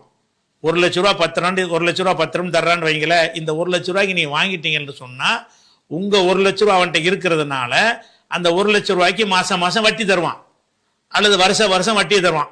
அவன் எப்படி நிர்ணயிக்கிறான்னு அப்படி தருவான். அது கடன் பத்திரத்துடைய ஒரு விஷயம். இதை தவிர்ப்பதற்காக என்ன செய்கிறாங்கன்னா, இஸ்லாமிய நாடுகள் ஒரு விஷயத்துக்கு பணம் தேவைப்பட்டுச்சுன்னு சொன்னால் எந்த விஷயத்துக்கு பணம் தேவைப்படுதோ அதில் உங்களை பங்காளி ஆக்கிடுவான். உதாரணமாக ஒரு ஏர்போர்ட்டு கட்ட வேண்டியிருக்குன்னு வைங்க, ஏர்போர்ட்டுக்கு 1,00,000 கோடி ரூபா பணம் வேணும். அவ்வளோ பணம் அந்த நாட்டில் இல்லை. அவன் என்ன செய்வான்னு கேட்டால், இந்த இதில் நீங்கள் 1,00,000 ரூபா மொத்தம், 1,00,000 ரூபா அதனுடைய 1,00,000 கோடி அதனுடைய முதலீடுன்னு வச்சுக்கிறீங்களேன். அந்த 1,00,000 கோடியில் நீங்கள் 10,000 கோடிக்கு என்ன செய்யலாம், அந்த சுக்குன்னு சொல்லி அது ஒரு பத்திரம் செக்கு மாதிரி வாங்கிக்கிறலாம், 5,000க்கு வாங்கிக்கிறலாம். அப்போ நீங்கள் எவ்வளோ வாங்குறீங்களோ அவ்வளோ நீங்கள் அதில் உரிமையாளர் ஆகிடுறீங்க. அது 1,00,000 கோடிக்கு கடன் பத்திரம் இது கிடையாது. கடன் பத்திரம் இல்லாமல் உரிமை பத்திரம், அதாவது நீங்கள் பங்காளியாக இருக்கிறீங்க, நீங்களும் அதில் உடைமையாளராக இருக்கிறீங்கன்னு உங்களை அதில் சேர்த்துறான். அப்போ 1,00,000 கோடியுடைய ஒரு வர்த்தகத்தில் உங்களை ஒரு பங்காளியாக்கி உங்களுடைய பங்கு எவ்வளோ அதுக்கு ஒரு பத்திரத்தை தந்துடுறான். தந்துட்டு என்ன செய்யறான்னு கேட்டால், அந்த ஏர்போர்ட்டில் வர வருமானம் இருக்கும்ல, ஒரு ஏர்போர்ட்டுக்காகத்தானே வாங்குறான். கட்டி முடித்த பிறகு அதில் கூட வரக்கூடிய வருமானத்தில் உங்கள் ஷேருக்கு எவ்வளோ வரணுமோ அது தருவான். நீங்கள் ஒரு 1,00,000 கோடியில் நீங்கள் 25,000 கோடி நீங்கள் போட்டிருக்கேன்னு வைங்க, அந்த வருமானத்தில் காவாசி உங்களுக்கு வந்துடும், உங்கள் காசு அதில் இருக்கிறதுனால. அதே மாதிரி ரோடு போடுறான், அங்கே சுங்கச்சாவடி அமைச்சிருப்பான். ரோடு போடுற வரைக்கும் என்ன செய்வான், உங்கள்கிட்ட பணத்தை வாங்குவான். ஆரம்பத்தில் காசு லாபம் வராது. அந்த ரோடெல்லாம் போட்டு முடித்த பிறகு சுங்கச்சாவடின்னு அமைத்த வசூல் பண்ண ஆரம்பிப்பான். அப்போ இருந்து வருமானம் வர ஆரம்பிக்கும். அதுலேருந்து என்ன செய்வான்னு கேட்டால், அந்த சுங்கத்தில் 1,00,000 ரூபா வந்துச்சுன்னு சொன்னால் நீங்கள் போட்ட பணத்துக்கு தக்கவாறு உங்களுக்கு என்ன செய்வான், அதில் முதலீடு தருவான். ஒரு ஏதாவது பிரச்சனையினால அந்த சுங்கச்சாவடி மூட வேண்டி வந்துச்சின்னு வைங்க, அப்போ என்ன செய்யாது, உங்களுக்கு வருமானம் வராது. வந்தால் லாபம் தருவான், லாபம் வரலன்னா லாபம் இல்லைன்னு ஆயிரும்.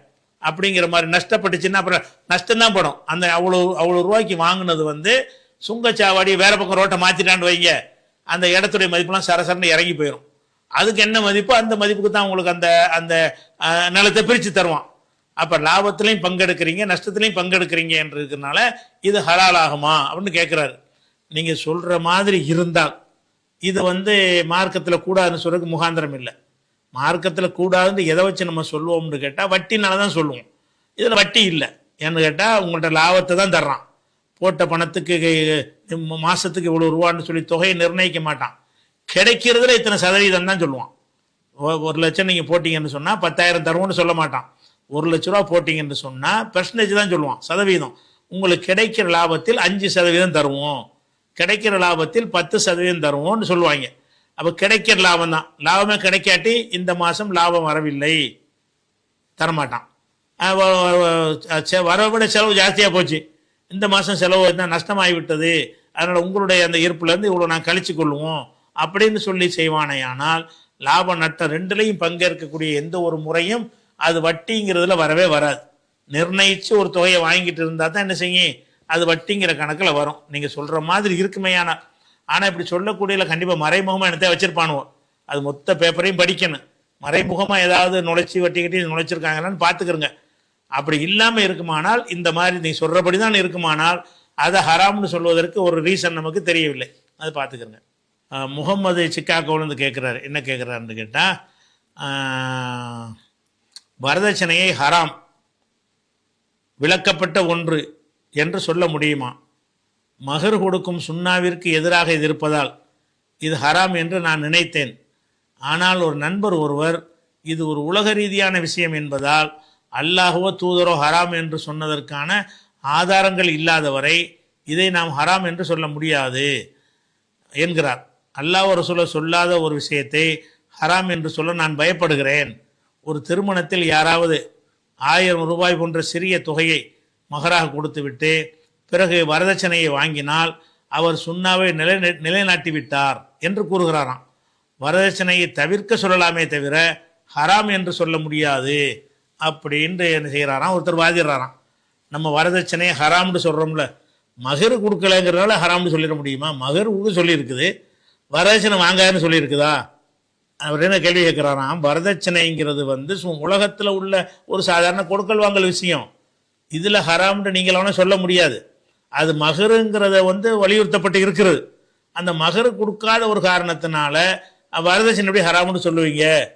அவன் இன்னும் அவர் என்ன சொல்கிறாருன்னா, ஒரு 1000 ரூபா மகரை கொடுத்துவிட்டு 1,00,000 ரூபா வரதட்சணை வாங்கலாம், ஏன்னா மகர் கொடுக்குற வேலையை நான் செஞ்சுட்டேன், வரதட்சணைங்கிறது தனியாக நான் 1,00,000 ரூபா வாங்குறேன், அது வந்து இப்படி ஹராமாகும், அது கூட ஹராமாவாது, ஏன்னு கேட்டால் ஹராம்னா தெளிவான ஆதாரம் வேணும் அப்படின்னு சொல்லி வாதிடுறாரு.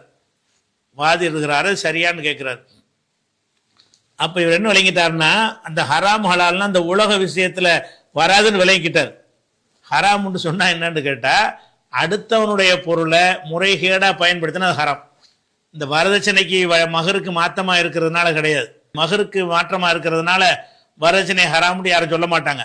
மகர் கொடுக்க சொல்லிவிட்டான், நீ வரதட்சணை வாங்குகிறாய், அதனால ஹராம்னு யாரும் சொல்ல மாட்டாங்க. அப்படி சொன்னால் புரியாமல் ஏதாவது சொல்லியிருப்பாங்க. எதுக்கு ஹராம்ங்கிறோம்? அடுத்தவனுடைய பொருள் வந்து அநியாயமான முறையில் நீங்கள் வாங்கினா அதுக்கு பேர் ஹராம் தான். இப்போ லஞ்சத்தையும் ஹராம் இல்லைன்னு சொல்லுவீங்களா நீங்கள்? லஞ்சங்கிறது என்ன? லஞ்சங்கிறது கொடுக்கல் வாங்கல் விஷயம் தானே, அது ஏன் ஹராம் ஆகுது?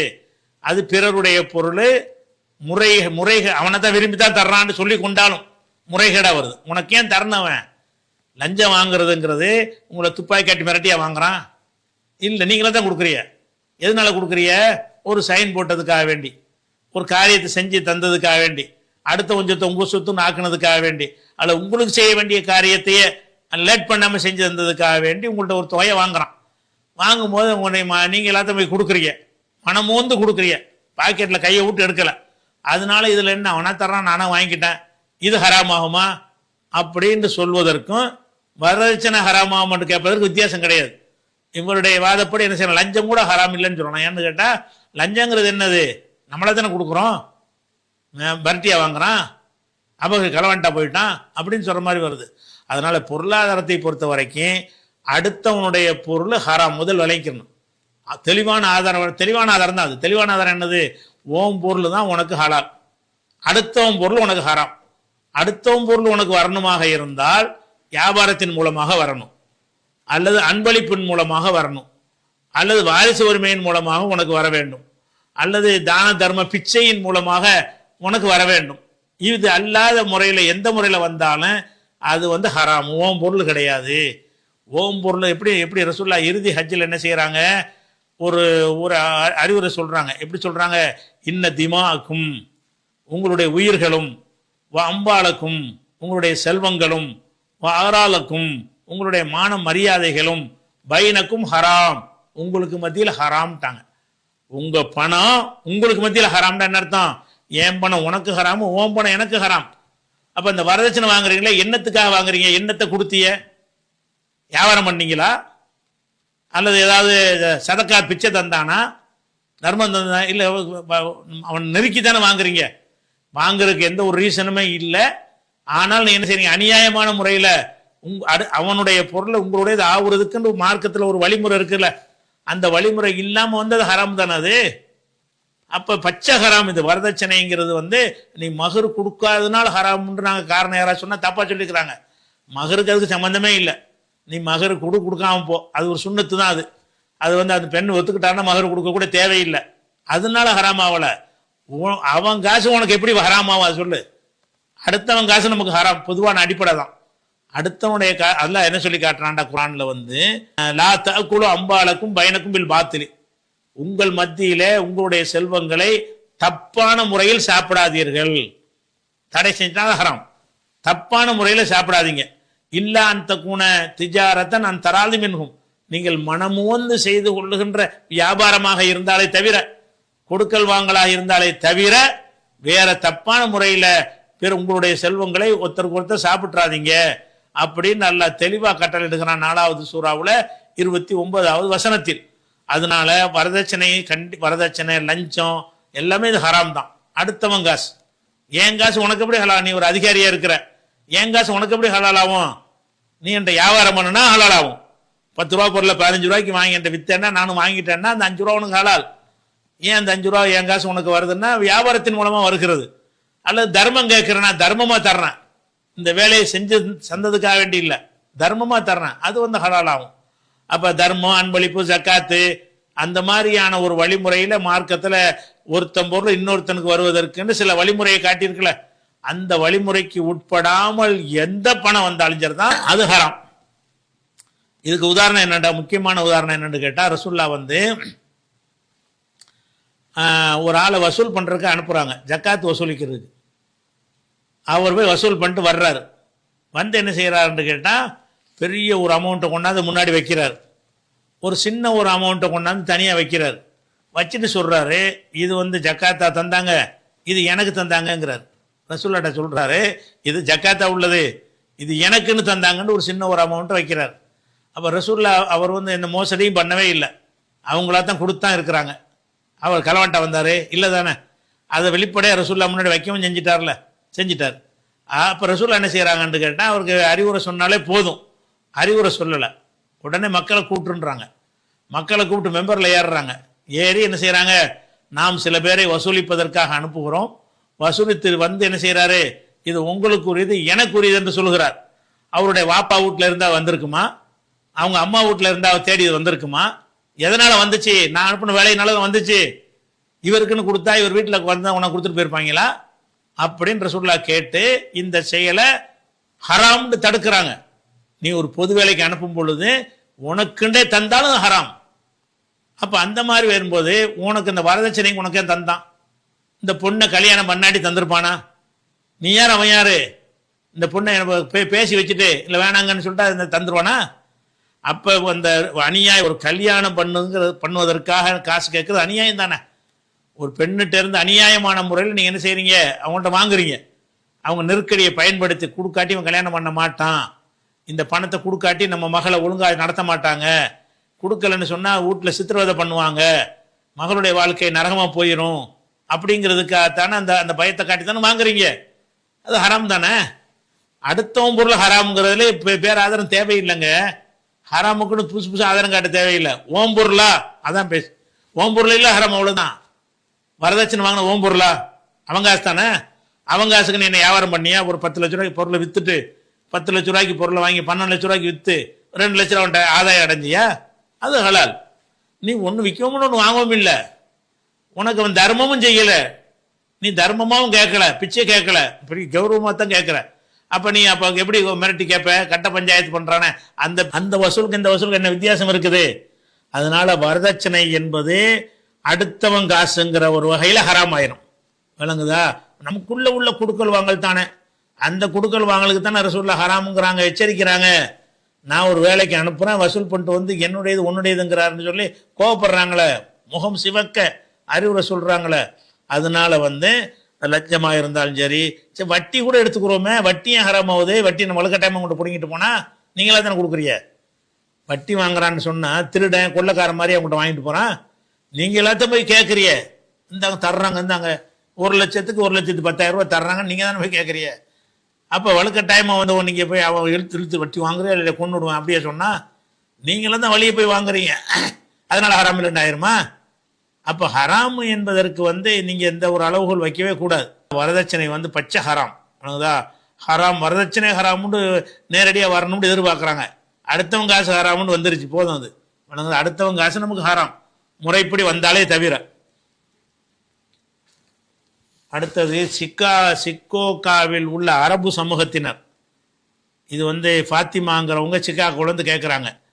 என்ன கேட்குறாங்கன்னா, சிக்கோகா நகரத்தில் உள்ள அரபு சமூகத்தினர் கோழி அல்லது ஆடு யாரால் அறுக்கப்பட்டிருந்தாலும் நாம் உண்ணும் முன் பிஸ்மில்லா சொன்னால் அது ஹலால் ஆகிவிடும் என்று கூறுகிறார்கள்.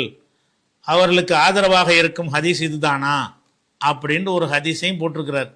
என்ன ஹதீஸ்ன்னு கேட்டால், அதாவது ஆயிஷா நாயி சொல்கிறாங்க, அவர் போட்டிருக்கிற ஹதீஸ், இன்ன கௌமன் யத்தூனனா பில்லஹ்மி, ஒரு கூட்டத்தினர் எங்களிடத்தில் இறைச்சியை கொண்டு வருகிறார்கள், லா நதிரி அது அக்கரசுமல்லாஹி அலைஹி அம்லா, அதன் மீது அல்லாஹ்வுடைய பேரை சொல்லி அறுத்தாங்களா இல்லையான்னு எங்களுக்கு தெரியாது, இறைச்சியை கொண்டு வந்து தர்றாங்க, அது என்னன்னு கேட்குறாங்க ரசூல்லாட்ட. அப்போ ரசூல்லா சொல்கிறாங்க, சமுல்லாஹ் அலைஹி, நீங்கள் அல்லாஹ்வுடைய பேரை இறைச்சியின் மீது சொல்லிக்கொள்ளுங்கள், பிராணி மீது சொல்லாட்டா கூட இறைச்சி மீது சொல்லி கொள்ளுங்கள், ஓ குழு அதை சாப்பிடுங்கள் அப்படின்ற ஒரு ஹதீஸு புகாரில் 2057 ஹதீஸில் இருக்கிறது. இந்த ஹதீஸை வச்சுக்கிட்டு சிக்காகோவில் உள்ள இந்த அரபு சமூகத்தை சேர்ந்தவங்க எந்த இறைச்சியை கொடுத்தாலும் அறுத்தியாரெலாம் கேட்க மாட்டாங்களாம். நம்ம பிஸ்மில்லா சொல்லி திண்டுக்கிற வேண்டியதான். அவன் அறுத்தா என்ன, அடித்தா என்ன, சாமி பேரில் அறுத்தா என்ன, எல்லாமே நமக்கு ஹலால். ஏன்னு கேட்டால் திங்கும்போது பிஸ்மில்லா சொன்னால் போதும், சாப்பிடும்போது அந்த இறைச்சியை அவன் சாமிக்கே படைச்சாலும் சரிதான், அது கூட ஹலாலுங்கிறாங்க இவங்க கருத்து பிரகாரம். ஏன் நம்ம பிஸ்மில்லா சொல்லிடுறோம்ல, அந்த இறைச்சியின் மீது பிஸ்மில்லா சொல்லுங்கன்னு இந்த ஹதீஸ் வேற ஆதாரம் காட்டுறாங்க. இந்த ஹதீஸ் புகாரில் 2057 ஹதீஸை வச்சு காட்டி தான் கேட்குறீங்க. ஆனால் இதற்கான விளக்கம் இதே புகாரியில் 5507 ஹதீஸில் கிடைக்கிறது. இதே விஷயத்தை தான் சொல்லுது. சில விஷயங்கள் கூடுதலாக வருது இதில். அதை நீங்கள் காட்டுறது 2057. இப்போ நான் காட்டுறது 5507.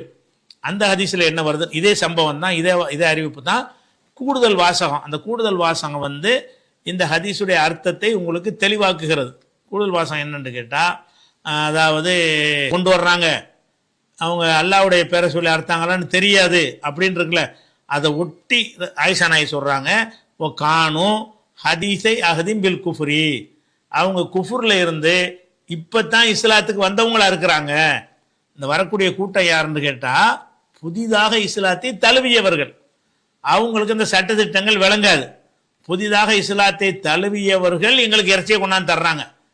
அதனால பாரம்பரிய முஸ்லீமாக இருந்தால் அவங்க பிஸ்மில்லா சொல்லி தான் அறுத்திருப்பாங்க, அதில் ஒன்றும் டவுட்டே வராது. இது முஸ்லீம் தான் தர்றாங்க. இந்த இறைச்சியை தர்றது யாரு? முஸ்லீம். எந்த முஸ்லீமு? புதிதாக இஸ்லாத்தை ஏற்ற முஸ்லீம். அவங்களுக்கு இந்த சட்டம் தெரியாம அறுக்காம இருந்திருக்கலாம். அப்ப என்ன சட்டம்னு கேட்கறாங்க, நல்லா விளங்கிக்கணும். கேள்வி என்னன்னு கேட்டா, அல்லாஹ்வுடைய தூதரே ஒரு கூட்டத்தினர் இறைச்சியை தர்றாங்க. அந்த கூட்டத்தினர் யாரு? ஹதீஸை அஹதிமில் குஃப்ரி, குஃபுர்ல இருந்து இப்பதான் இஸ்லாத்தை நோக்கி வந்தவர்கள். இன்னும் இஸ்லாமிய சட்டத்திட்டங்களை முழுமையாக கடைபிடிக்காத ஒரு சமுதாயம். அந்த சமுதாயம் கொண்டாந்து இறைச்சியை தர்றாங்க. அப்ப நம்ம என்ன நினைக்கணும், முஸ்லீம் தானே, என்ன இருந்தாலும் புதுசாக வந்தாலும் இஸ்லாம் ஆயிட்டார்ல, ஆனாலும் அறுத்தும் இருக்கலாம் அறுக்காம இருக்கலாம்னு ஒரு டவுட் இருக்குது. இருந்தாலும் நீங்க என்ன செய்யுங்க, பிஸ்மில்லா சொல்லி சாப்பிட்ருங்க. அவர் மூமின் அர்த்தாங்கிறது தான் முக்கியமான காரணம். ஒரு மூமின் அர்த்தானையானால், அது புதிய முஸ்லீமாக இருப்பானையானால், அவனுக்கு பிஸ்மில்லா சொல்லி அறுக்கணும்னு தெரியாமல் சும்மா அறுத்திருந்துப்பானையானால், அப்படி தெரிஞ்சா கூட நம்ம பிஸ்மில்லா சொல்லி சாப்பிட்டுக்கலாம். இதுல யாருக்கு உள்ளதுன்னு வருது, எவன் கொண்டு வந்தாலும் நீங்க பிஸ்மில்லா சொல்லி சாப்பிடுங்கன்னு வரல. எவன் காஃபிர் தந்தாலும் சரி, பாரம்பரிய முஸ்லீம் தந்தாலும் சரி, அடிச்சாண்டே தெரிஞ்சாலும் சரி, அல்லாத பேர் அர்த்தாலும் சரி, நீங்க பிஸ்மில்லா சொல்லுங்கன்னு அர்த்தது வரல. எவ்வளவு அழகா அந்த கேள்வி கேட்கிறாங்க. இறைச்சியை கொண்டு வர்றாங்க, அவங்க புதிதாக இஸ்லாத்தை தழுவிய காரணத்தினால் அவங்க பிஸ்மில்லா சொன்னாங்களா சொல்லலையான்னு எங்களுக்கு தெரியல. அப்பதான் ரசூலுல்லாஹ் சொன்னாங்க. அப்ப இந்த அரபு சமூகம் என்ன செய்யுது, ஹதீஸில் வச்சு விளையாடுறாங்க. பாதி ஹதீஸை வைத்துக்கொண்டு மனோ இச்சைப்படி தான் அப்படி. நீங்க விசாரிச்சு பார்த்தா நான் சொன்ன மாதிரி கூட அவங்க சொல்லலாம், சொல்றாங்களான்னு தெரியல. ஆனால் இந்த கருத்தெல்லாம் சொல்லியிருப்பாங்க. யாரு? புது முஸ்லீம், நியூ முஸ்லீமுக்கு தான் சட்டம். புதிதாக இஸ்லாத்தை தழுவிட்டார்னு சொன்னா, ஒரு நமக்கு பக்கத்தில் ராமசாமின்னு ஒருத்தர் இருந்தார், அவர் இஸ்லாத்துக்கு வந்துட்டாரு, அவர் இறைச்சி கொண்டு வர்றாரு. நீங்க என்ன செய்யணும், அவர் முஸ்லீம் ஆயிட்டார்ல, வாங்கி சாப்பிட்டுக்கிற வேண்டியதான். அதே நேரத்தில் இவர் இப்போதான் இஸ்லாத்துக்கு வந்திருக்கிறாரு, பிஸ்மில்லா சொல்லாம கூட அறுத்திருப்பார்ல அப்படின்னு டவுட் வந்துச்சா நீங்க பிஸ்மில்லா சொல்லிக்கிற வேண்டியதான். அப்ப புதிதாக இஸ்லாத்தை தழுவியவர்கள் ஒரு இறைச்சியை கொண்டு வந்தார்களே, ஆனால் அவர்கள் பிஸ்மில்லா சொல்லி இருப்பார்கள் ஒரு பக்கம் நல்லெண்ணம் வைத்துக்கொண்டு நாமளும் பிஸ்மில்லா சொல்லி சாப்பிட வேண்டியதுதான் அப்படிங்கிறது 5507 ஹதீஸ் நமக்கு என்ன செய்கிறது, விளக்குகிறது.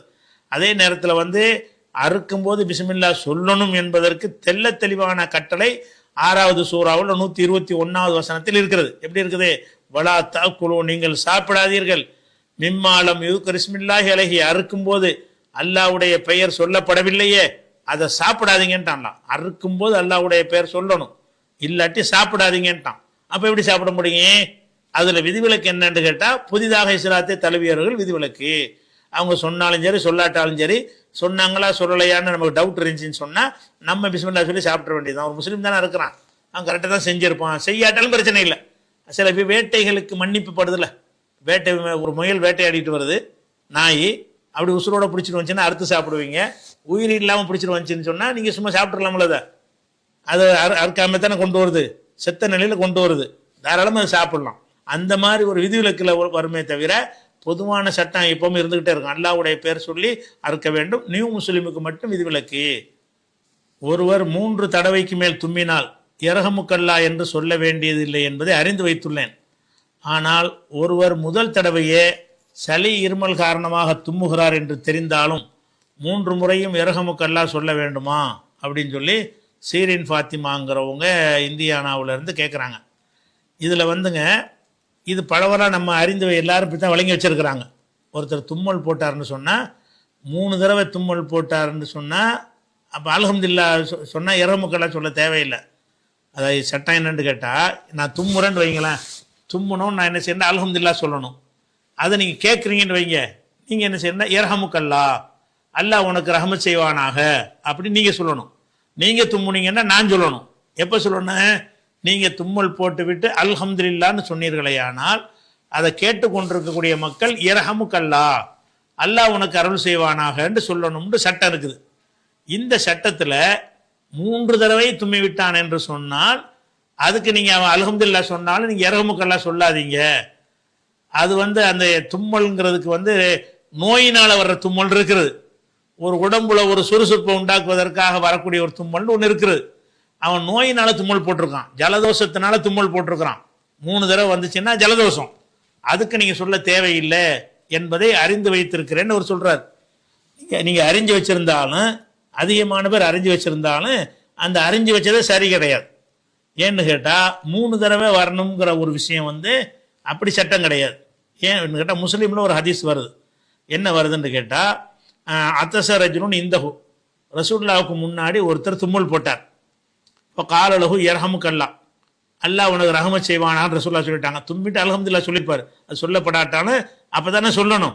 அப்போ அத்தச ரஜுலுன் இந்தஹு, ரசூலுல்லாஹ்விடத்தில் ஒரு மனிதர் தும்மினார். இப்போ காலலஹு, அவருக்கு ரசூலுல்லாஹ் சொன்னார்கள், இரஹமுக்கல்லா, உனக்கு அல்லாஹ் ரஹமத் செய்வானாகன்னு சொல்லிட்டார் ஒரு ஆளுக்கு.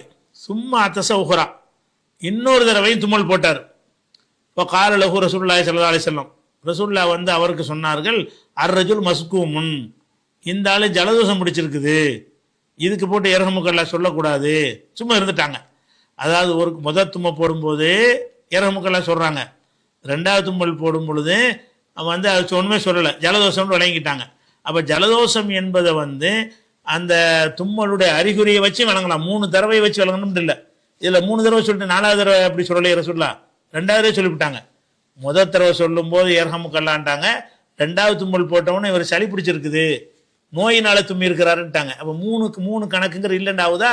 ஆனால் 3ங்கிற கணக்கில் உள்ள ஹதீஸும் வருது. எதில் வருதுன்னு கேட்டால், ஷம்மத்துல் ஆத்திசு சலாசன், 3 முறை தும்மல் போட்டவருக்கு இரஹமுக்கல்லா சொல்ல வேண்டும். ஃபமா ஜாத, 3க்கு மேலே போச்சுன்னு சொன்னால் ஃபஹு மஸ்கூமுன், அவர் ஜலதோஷம் பிடிக்கப்பட்டவர் அப்படின்னு ரசூலுல்லாஹ் சொன்னாங்க என்கிற ஒரு ஹதீஸு இப்னு மாஜாவில் இருக்கிறது. இதில் இந்த ஹதீஸுக்கு இப்போ நான் சொன்ன ஹதீஸையும் அறிவிக்கிற ஆளுக்கு என்னென்னா ஒரே ஆள் வழியாக தான் 2மே அறிவிக்கப்படுது. அதாவது ஒரு தடவை தும்மல் போட்டவுடனே 2வது தும்மலுக்கு ரசூலுல்லாஹ் ஜலதோஷம் சொல்லிவிட்டாங்க. ஆனால் இங்கே என்ன வருது, 3 தடவை தும்மல் போட்டாருன்னு சொன்னால் அவர் ஜலதோஷமாக இருந்தாலும் நீங்கள் அல்ஹம்துலில்லாஹ் சொல்லிகிட்டே வரணும்.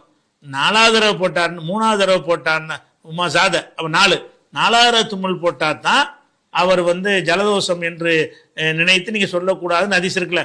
அதை அறிவிக்கிறவர் யாருன்னு கேட்டால் அக்வாங்க, அதாவது அக்வாங்கிறவர் தான் அறிவிக்கிறார். இது அறிவிக்கிறவர் அக்ரவர் தான் அறிவிக்கிறார். அவரிடமிருந்து அறிவிக்கிறவர் யாருன்னு கேட்டால் இயாஸ் இப்னு சலமா. இந்த ஹதீஸ் அறிவிக்கிற இயாஸ் இப்னு, ஒரு ஆள் தான் 2ஐயும் அறிவிக்கிறார். எது, ஒரு தும்மல் போட்டு 2வது தும்மலுக்கு ரசூலுல்லாஹ் அல்ஹம்துலில்லாஹ் சொல்லிட்டாங்க, இரஹமுக்கல்லா சொல்லிட்டாங்கன்ற ஹதீஸ் இருக்குல்ல, அது முஸ்லீமில் வருது. அதை அறிவிக்கிற அறிவிப்பாளரும் வக்கீ தான் அறிவிக்கிறாரு, அவற்றிலிருந்து இயாஸ் தான் அறிவிக்கிறாரு, அவற்றிலிருந்து இக்ரிமா தான் அறிவிக்கிறாரு, அவற்றிலிருந்து வக்கீ தான் அறிவிக்கிறாரு. இந்த மாதிரி அறிவிக்கக்கூடியதாக வருது. இந்த ஹதீஸ் எடுத்துக்கொண்டாலும் சேம் அதே தான் வருது. ஆனால் அந்த அலி இப்னு முஹம்மதுங்கிற ஒரு ஆளை தான் என்ன செய்கிறாருன்னு கேட்டால் இந்த இடத்துல மாத்துறாரு செய்தியை. ஒரே ஆள் ஒரே விஷயத்தை அறிவிக்கும் பொழுது ஒருத்தர் மட்டும் மாத்தமாக அறிவிச்சாருன்னு சொன்னால் அதை சாதுன்றுவாங்க. இது சரியான செய்தி இல்லை. ஏன்னா ரசூலுல்லாஹ் 2வது தும்மலுக்கு ஜலதோஷம்னு சொல்லிட்டாங்க. அப்போ 3ங்கிற ஒரு கணக்கு கிடையாது. ஆனால் இந்த ஹதீஸில் 3 தடவை வரைக்கும் அவனுக்கு தும்மலே ஜலதோஷமே இருந்தாலும் சரி 3 தடவை நம்ம சொல்லணும்னு அர்த்தம் வருது இதில். அவன் ஜலதோஷமே இருந்தாலும் சரி, முதல்ல தும்ம போட்டான்னா இரவுமுக்கல்லா சொல்லு, அடுத்த தும்மலுக்கும் சொல்லு, அடுத்த தும்மலுக்கும் சொல்லு, 4வது தும்மல் போடும் பொழுது தான் அவன் ஜலதோஷம் பிடிச்சிருக்குன்னு நீ ஒன்றும் சொல்லாமல் இருக்கணும்னு வருதுல. இந்த ஒரு ஹதீஸை அறிவிக்கிற இதுவும் ஒரே சம்பவம் தான். இதே தும்மல் விஷயம்தான் அறிவிப்பாளர்கள் அம்புட்டு பேரும் இதே ஆளுக்கு தான் வர்றாங்க. அந்த முதல் அறிவிப்பாளர் அலி இப்னு முஹம்மதுங்கிற ஆள் தான் என்ன செய்யறாரு, இதை சொல்லும் போது சம்பவத்தை மாத்துறார். 4வது தடவை தான் பண்ணணுங்கிறார். இதே செய்தி அறிவிக்கும் 2வது தடவை செய்யலாம்ன்ற அளவுக்கு மற்ற ஹதீஸ்ல வருது. அதனால இந்த அறிவிக்கிற ஒரு செய்தியை என்ன செய்யறாங்க, இவர் மாற்றமா அறிவிக்கிறதுனால இது அலி இப்னு முஹம்மதுங்கிறவர் மட்டும்தான் அதை அறிவிக்கிறாரு. இந்த செய்தியை வேற வேற ஆட்கள் அறிவிக்கும் பொழுதெல்லாம் அந்த முஸ்லீம்ல வரக்கூடிய அந்த அறிவிப்பு இருக்குல்ல, அந்த மாதிரியான அறிவிப்பாகத்தான் அறிவிக்கிறார்கள். திருமதியில, அபுதாவுல, இன்னும் பல நூல்களில் வேற வேற அறிவிப்பாளர்கள் வழியா அந்த செய்தி சொல்லும் போது எப்படி வருது, அதாவது 2வது தடவையிலே நீங்க ஜலதோஷம்னு சொல்லிட்டாங்கன்னு வருது.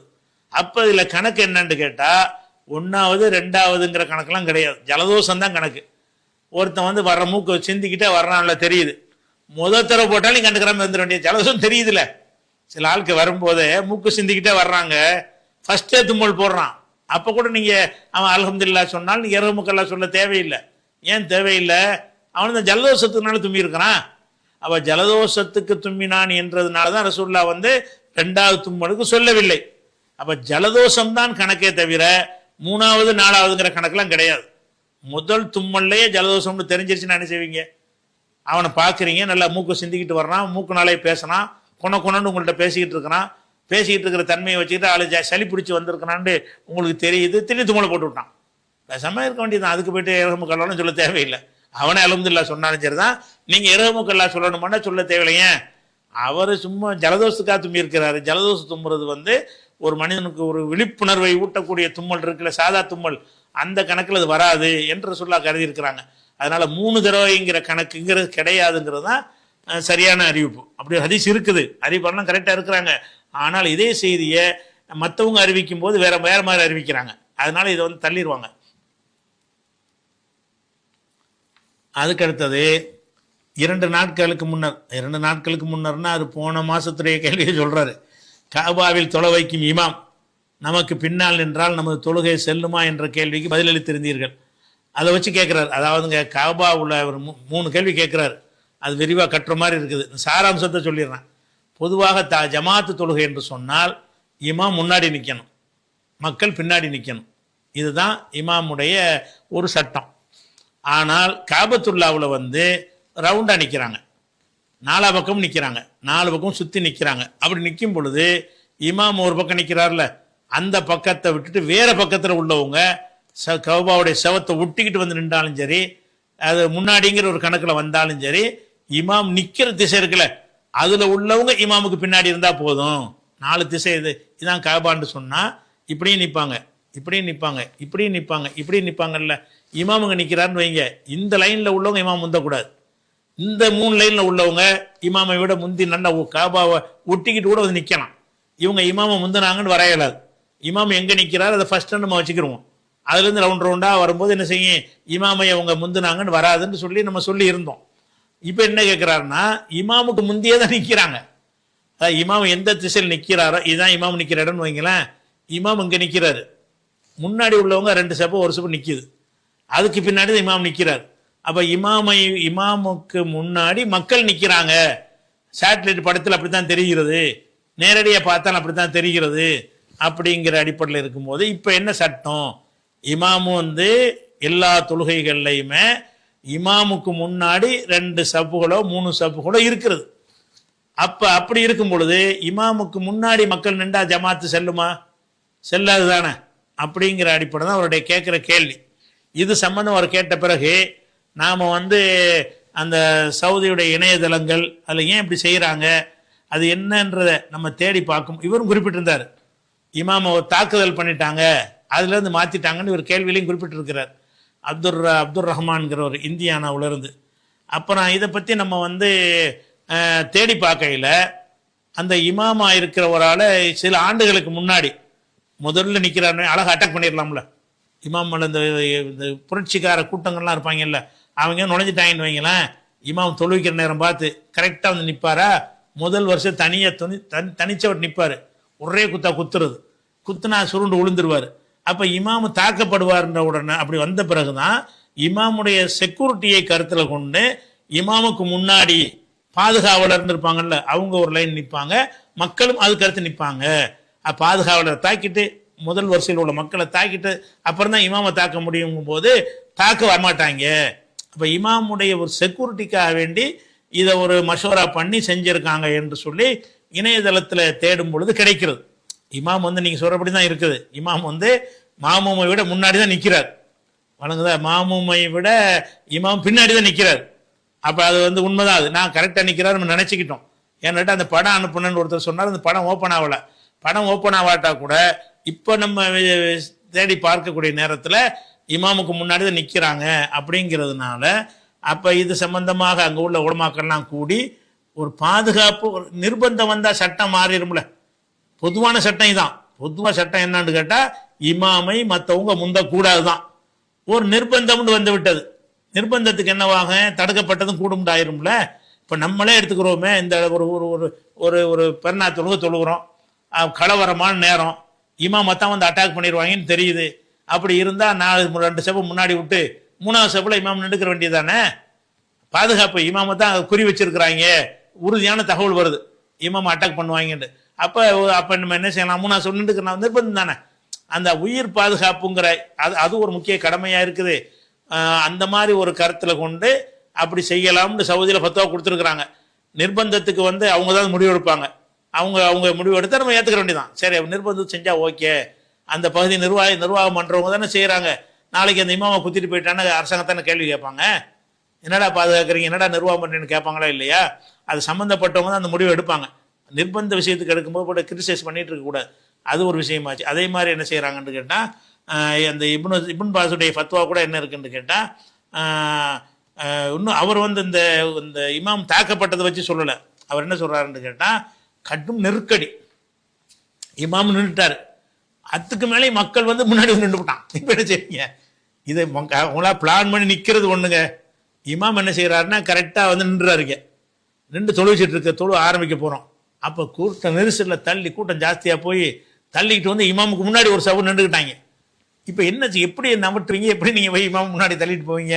அப்படி ஒரு நெருக்கடியின் காரணமாக இப்படி ஒரு நிலை ஏற்பட்டால் என்ன என்று கேள்வி கேட்கும் பொழுது அவர் பதில் சொல்லிக்கு இருக்கிறாரு, அன்ன மௌகிஃபல் இமாமி மௌகிஃபல் மௌமூமி ஹல்ஃபல் இமாம். மாமூமை பின்பற்றி தொழக்கூடியவன் பின்னாடி தான் நிற்க வேண்டும். லாக்கின் இந்த லரூரத்தி, ஒரு நிர்பந்தம் ஏற்படும் நிலையில, கஸ்ஸிஹாமி ஷதீதி ஃபில் மஸ்ஜிதுல் ஹராம், மஸ்ஜிதுல் ஹராமில் ஏற்படுற கடும் நெரிசலை போல நிர்பந்தம் ஏற்படுத்தும் பொழுது ஃபலா ஹரஜ ஃபி ஸலாத்தி அமாமல் இமாம், இமாமுக்கு முன்னாடி தொழுவது குற்றமில்லை. ஓ தசிஹு சலாத்து, தொழுகை செல்லும். ஏன் செல்லும் என்றால், லி அன்னல் தரூராத்தி துபிஹுல் மஹ்லூராத், நிர்பந்தங்கள் தடுக்கப்பட்டவைகளையும் அனுமதிக்கப்பட்டதாக ஆக்கிவிடும் அப்படின்னு சொல்லி என்ன செய்கிறாங்கன்னா ஃபத்வா கொடுத்துருக்குறாங்க. அது நிர்பந்தத்தை கொடுக்கும்போது இப்போ நமக்கு ஆதாரம் தேடிட்டு இருக்க முடியாது. நிர்பந்தம் தான் நிர்பந்தம் தெரியுதுல்ல. அப்போ நிர்பந்தம் என்ற அந்த பகுதியை நிர்வகிக்கக்கூடியவர்கள் ஒரு நிர்பந்தம் என்று கருதினார்களே, ஆனால் அதுக்கு செய்கிறாங்கங்கும் போது என்ன செய்கிறோம், நம்ம அதை ஏற்றுக்கிட்டு போகலாம், அது குற்றம் வராது. அதனால இமாம் வந்து முறைப்படி நிற்கவே இல்லை. அது கண்டிப்பாக தெரியுது. இமாம் வந்து முன்னாடி தான் நிற்கணும், முன்னாடி தான் போட்டு தள்ளிட்டு போயிடுவாங்கிற அளவுக்கு அப்படிலாம் வந்துருச்சு காலம். சில ஆளுக்கு உள்ள வேறு வேறு புரட்சிக்காரங்கன்னு உள்ள நுழைஞ்சு காபத்துல்லாவில் இருந்த பல அநியாயம்னு ஒரு காலத்தில் பண்ணியிருக்கிறாங்க. அது மாதிரி ஒரு அசம்பாவிதம் நடந்து போச்சுன்னு வைங்களேன், அது பெரிய நீண்ட பேசு பொருளாக போயிடும். இஸ்லாத்தை ஒரு பல மாதங்களுக்கு அது விமர்சிட்டு இருப்பாங்க. இப்படி பல நோக்கத்துக்காக வேண்டி இமாமுடைய செக்யூரிட்டிக்காக வேண்டி முன்னாடி நிற்கட்டும் அப்படின்னு செஞ்சாங்கன்னா அது ஒரு குற்றத்தில் வராதுங்கிறது தான் எடுத்துக்கணுமே தவிர, சட்டம் இதுதான். சட்டப்படி இமாம் வந்து முன்னாடி தான் நிற்க வேண்டும். இமாம் முன்னாடி நிற்கவில்லை என்பதுதான் இப்போதைக்கு உள்ள நடைமுறை. அதுலேயும் மாற்றுக்கிறது கிடையாது. அந்த நடைமுறைக்கு அவங்களே சொல்கிற பதில் என்னன்னு கேட்டால், நாங்கள் நிர்பந்தத்துக்கு இதை செய்கிறோம்னு சொல்லிவிடுறாங்க. முடிஞ்சு வச்சு கதை. கடந்த மாதம் இது என்ன ஷெரீன்கிறவங்க கேட்குறாங்க இந்தியானாவிலிருந்து, கடந்த மாதம் நான் மண்டபங்களில் நடக்கும் நிச்சயதார்த்த விருந்து சம்பந்தமாக கேள்வி கேட்டேன். ஆனால் தாங்கள் திருமண விருந்து என்று பதில் கூறியிருந்தீர்கள். இரண்டிற்கும் பதில் ஒன்றுதானா? அவங்க ஒரு கேள்வி கேட்டிருந்தாங்க, மண்டபங்களில் நிச்சயதார்த்த விருந்து வைக்கிறாங்களேன்னு கேட்டிருக்கிறாங்க கேள்வியில். நான் நிச்சயதார்த்தத்தை கவனிக்காமல் மண்டபங்களில் விருந்து வைப்பதை பற்றி நான் பதில் சொல்லிட்டேன். அதை கேட்குறாங்க. நான் வந்து மண்டபத்தில் வைக்கிற வலிமை விருந்தை பற்றி நான் கேட்கல, நிச்சயதார்த்தம்னு இல்லாத ஒன்றை உண்டாக்கி பண்ணுறாங்கல்ல அந்த விருந்தை பற்றி தான் கேட்டேன், அதுக்கும் இதான பதில் அப்படின்னு கேட்குறாங்க. இது முன்னாடியே விளக்கிட்டோம். நிச்சயதார்த்தம்ங்கிற எந்த ஒன்றையும் நிச்சயம் பண்ணாமல் நடத்த முடியுமா? ஏதோ முடிவு பண்ணணும்லங்க. கல்யாணம் பண்ணுறா இருந்தால் எந்த இடத்துல பண்ணுறது, எந்த பள்ளிவாசலுடைய தஃப்தரை வாங்கி கொள்வது, யார் முன்னிலையில் நடத்துவது, எத்தனை பேருக்கு விருந்து கொடுப்பது, நீங்கள் எத்தனை பேர் வர்றீங்க, நாங்கள் எத்தனை பேர் வர்றோம்னு பல விஷயங்கள் பேசணுமா இல்லையா? அது பேசினா தான் நிச்சயதார்த்தம்னு அதுக்கு பேர். நிச்சயதார்த்தம்னா உறுதி பண்ணுதல். எந்த ஒரு காரியத்தை நடத்துகிறா இருந்தாலும் உறுதி பண்ணத்தானே வேணும். இந்த கல்யாணத்துக்கு மட்டும் இல்லை, ஒரு சொத்தை வாங்க போனால் கூட திருண்டு விற்கிறவனு வாங்குறவங்க என்னென்ன பதிவு பண்ணி தருவானா? அதுக்கு முன்னாடியே பல விஷயங்கள்லாம் பேச்சுவார்த்தை நடத்தி, ரேட்டை பேசி, எவ்வளோ ஒயிட்டில் எவ்வளோ கருப்பில் எவ்வளோலாம் பேச்சுவார்த்தை நடத்தி எல்லாம் பண்ணுவாங்கள்ல. எல்லாம் பண்ணிட்டு அதுக்கப்புறமேல அவன்கிட்ட போய் சொல்லி எங்களுக்கு நேரம் ஒதுக்கித்தான்னு சொல்லி, அவன் எந்த நேரம் சொல்கிறானோ அந்த நேரத்துக்கு 2 பேரும் போய் என்னென்ன இவ்வளவும் சொல்லித்தானே அதுவும் நிச்சயம் பண்ண வேண்டியிருக்குல்ல. ஒரு சொத்தை வாங்குறா இருந்தாலும் திடீர்னு 2 பேரும் போய் வாங்கிட முடியாதுல்ல. இந்த மாதிரி பொருளை வாங்கலாம். அதாவது அசையக்கூடிய சொத்துக்களை தான் அப்படி வாங்க முடியும். அசையாத சொத்துக்களை வாங்குறதா இருந்தால் அதுக்குன்னு ப்ராசிஜர் நிறைய இருக்குது, அதன்படி தான் வாங்க முடியும்னு இருக்கும் பொழுது அங்கேயும் ஒரு நிச்சயதார்த்தம் இருக்கத்தான் செய்கிறது. கல்யாணம்டாலும் திடீர் மாப்பிள்ளை பொண்ணு வாங்க போகிற கல்யாணம் அப்படியே பண்ணுவாங்க. அதுக்கு பல விஷயங்கள் சொந்தக்காரங்களாம் வரணும் போதோ ஆசைப்படுவாங்க, எவ்வளோ விஷயங்கள் இருக்குது. அதெல்லாம் செய்வதாக இருந்தால் ஒரு முடிவுன்னு பண்ணுறது. நிச்சயதார்த்தம்னா முடிவுன்னு வைங்களேன். திருமணத்தை பற்றி முடிவு செய்தல். முடிவு செய்கிற ஃபங்க்ஷன் நடத்தலாமான்னா முடிவு செய்யாமல் யார் நடத்துகிறா? முடிவு செஞ்சு தான் நடத்துகிறோம். சும்மா 4 பேர் உட்காந்து பேசினாலும் முடிவு தான், 10 பேர் உட்காந்து பேசினாலும் முடிவு தான். அந்த மாதிரி முடிவு செய்வதற்காக அந்த குடும்பத்தார் கூடியிருந்து அதுக்காக வேண்டி வரக்கூடிய மக்களுக்கு வந்துட்டா ஏதாவது கொடுக்கத்தானே வேணும். நிச்சயம் பண்ணுறன்னு வந்துட்டாங்கன்னா ஒரு டீயோ காப்பியோ அவனுக்கு வசதி தகுந்த ஏதாவது கொடுத்து உபசரித்தல், விருந்து உபசரித்தல்னு செய்கிறான்னு வைங்களேன். இதுகளில் எல்லாம் நம்ம குற்றம்னு சொல்ல முடியாது. அதே நேரத்தில் நிச்சயதார்த்தம்ங்கிறது என்ன செய்கிறாங்கன்னு கேட்டால் அது ஒரு கல்யாண அளவுக்கு பட்ஜெட் போடுறாங்க. நிச்சயதார்த்தம் பண்ணுறது முடிவு செய்வது ஒரு வீட்டில் ரூமில் பண்ண முடியாதா, ஒரு ஹாலில் பண்ண முடியாதா? மாப்பிள்ளை வீட்லேயே பொண்ணு வீட்லேயே பண்ணலாம்ல. நிச்சயதார்த்தம் பண்ணுவதற்கு மண்டபம் பிடிக்கிறாங்க. அப்போ மண்டபங்களுக்கு 50,000 1 லட்சம் 2 லட்சம்லாம் வாடகை இருக்குது. அந்த வாடகையை கொடுத்து அந்த நிச்சயதார்த்தம் பண்ணுவதற்கு உலகத்தில் உள்ளவனுக்குலாம் அதில் என்ன பங்கு இருக்கு? அவனுக்கு நிச்சயம் பண்ணுறது குடும்பம் சம்மந்தப்பட்டவன் தானங்க பண்ணணும். இப்போ தின்னுட்டு வரவனுக்கு என்ன இருக்குது? கல்யாணம்னு தின்னுட்டு வரலாம், ஓகே, அழைப்பு இருக்குது. நிச்சயம் பண்ணுவதற்கு என் ஊரெல்லாம் அழைக்கிறீங்க, நீங்கள் 2 பேரும் முடிவு பண்ணுற விஷயம் தானே. இதுக்கு என்ன செய்கிறாங்கன்னா பெரிய மண்டபங்களை புட்டிச்சு அதுக்கு பெரிய கல்யாணத்துக்கு செய்கிற அளவுக்கு செலவு பண்ணி 1000 பேர் 500 பேருக்கு விருந்துலாம் கொடுக்குறாங்க. இது செய்யலாமான்னு கேட்டால் இது மார்க்கத்தில் உள்ளது கிடையாது. ஆனால் இதை நம்ம இது கூடாது ஹராம் விருந்து தானே கொடுக்குறாங்க. கூடாது ஹராம்னு நம்ம சொல்ல முடியாது ஆதாரத்தின் அடிப்படையில். நம்ம எதன் அடிப்படையில் வேணாம்னு நம்ம சொல்லுவோம்னு கேட்டால் இப்படி ஒன்று ஒன்றா அதிகரிச்சுக்கிட்டு போனீங்கன்னா சமுதாயத்துக்கு சிரமம் போயிருமாப்பா. ஒரு கல்யாணம் பண்ணுறதுக்கே அவன் பொம்பளை பிள்ளை பிறந்தவனே காசு சேர்க்க ஆரம்பிக்கிறான், அப்பவும் சேர்க்க முடியலை, பிச்சை எடுக்கிறான், ஊராக நோட்டை எடுத்துகிட்டு போகிறான். இவ்வளோ கஷ்டப்பட்டு ஒரு பொண்ணை கரையேற்றக்கூடிய ஒரு நிலையில் இருக்கும் பொழுது நீங்கள் திருமணத்துங்கிற பேரில் பல ஃபங்க்ஷன் இதுக்கு வைக்கிறீங்க. நிச்சயதார்த்த விழாங்கிறீங்க, அப்புறம் மறுவிடுங்கிறீங்க, அப்புறமேல அந்த இதுன்னு பல விஷயங்களுக்கு செஞ்சு ஒரு 72 கல்யாண விருந்து போட்டுடுறீங்க. இதெல்லாம் சமூகத்துக்கு சிரமங்கிறதுனால வேணாங்கிறோம். இது ஹதீஸு குரானை வச்சு நம்ம சொல்லலை. எதை வச்சு சொல்கிறோம்? நீ நிச்சயம்னு பண்ணுறப்பா அது சோத்தான் போடுற, தப்புலாம் பண்ணலை, சோவை தான் போடுற. அது ஒரு இபாதத்தை நீ செய்யவும் இல்லை, ஒரு சந்தோஷத்தான் காட்டுறதுக்கு செய்கிற. ஆனால் என்ன செய்யணும்? நீ ஒரு சமூக பிராணி, நீ செய்கிறத பார்த்து எல்லாரும் செய்வான். கல்யாணத்துக்கு மட்டும் செலவு செய்கிறதுங்கிறத ஒரு நின்றவனை பிடிச்சி நிச்சயதார்த்தத்துக்கு அதுக்கு 2 லட்சம் ரூபான்னு ஆக்கி வச்சுன்னு சொன்னால் அது சிரமம் தானே. உன்ட்ட வசதி இருக்கு, செஞ்சுட்டு போயிடுவேன். அவன் என்ன செய்வான்? அடுத்தவன் அவர் பண்ண மாதிரி நீங்கள் நிச்சயம் பண்ணுங்கன்னு கேட்பான். அப்போ இந்த பெண் வீட்டு தலையில் அதை சுமத்துவாங்க, இன்னும் கஷ்டமாகும். அப்போ சமூகத்துக்கு ஏற்படுற சிரமங்கிற வகையில் அதை தவிர்க்கணுமே தவிர பெரிய விருந்துகள் கொடுக்கறத, சின்ன லெவலில் வீட்டுக்கு வரக்கூடியவங்களுக்கு கொடுக்கறத தடுக்க தேவையில்லை. ஆனால் இதை கூட ஒருத்தன் மீறினாண்டா அவன் ஹராம் செஞ்சுட்டான்னு சொல்ல முடியாது. இது நாம் வேணாங்கிற அறிவுரையாக சொல்கிறோம், இது வேணாங்க, இது கஷ்டம் கொடுக்குறேன்னு. அல்லாஹ் தடுத்துருக்கானா, நீ என்ன தடுக்கிறன்னு ஒருத்தன் கேட்குறான். அப்போ அதுக்கு நாங்கள் ஒன்றும் செய்ய முடியாது. நாங்கள் சமூகத்துக்கு பாதிப்பு வருதுங்கிறது நாங்களாக கணிக்கக்கூடிய ஒரு கணிப்பு தான், மனிதர்களாக கணிக்கக்கூடிய கணிப்பு தான். நாங்கள் எங்களோட செய்ய மாட்டோம், அவ்வளோதானே தவிர எங்களுக்கு வேண்டியவங்களுக்கு அதை செய்யாதீங்கன்னு அறிவுரை சொல்லுவோம். அதை மீறி என்ன செய்கிறான்னு கேட்டால் நம்ம விருந்தானே கொடுக்குறோம், ஹரமாக ஆடலாக வைக்கிறோம், பாடலாக வைக்கிறோம், கச்சேரியாக வைக்கிறோம், நம்ம விருந்தானே கொடுக்குறோம் அப்படின்னு கொடுத்தானே. ஆனால் இது மார்க்கத்தில் இது ஹராம் அப்படின்னு சொல்வதற்கு ஏதாவது இருக்குன்னா அது கிரவுண்டு கிடையாது. விளங்குதா? ஆனால் வந்து சமூகத்துடைய பொறுப்பு நமக்கு வேணும்ல. இப்படி ஆளாளுக்கு ஒன்றுனா கூட்டிகிட்டு போனாங்கன்னு சொன்னால் அடுத்து வரக்கூடியவங்களுக்கு பாதிப்பு வருமா இல்லையா?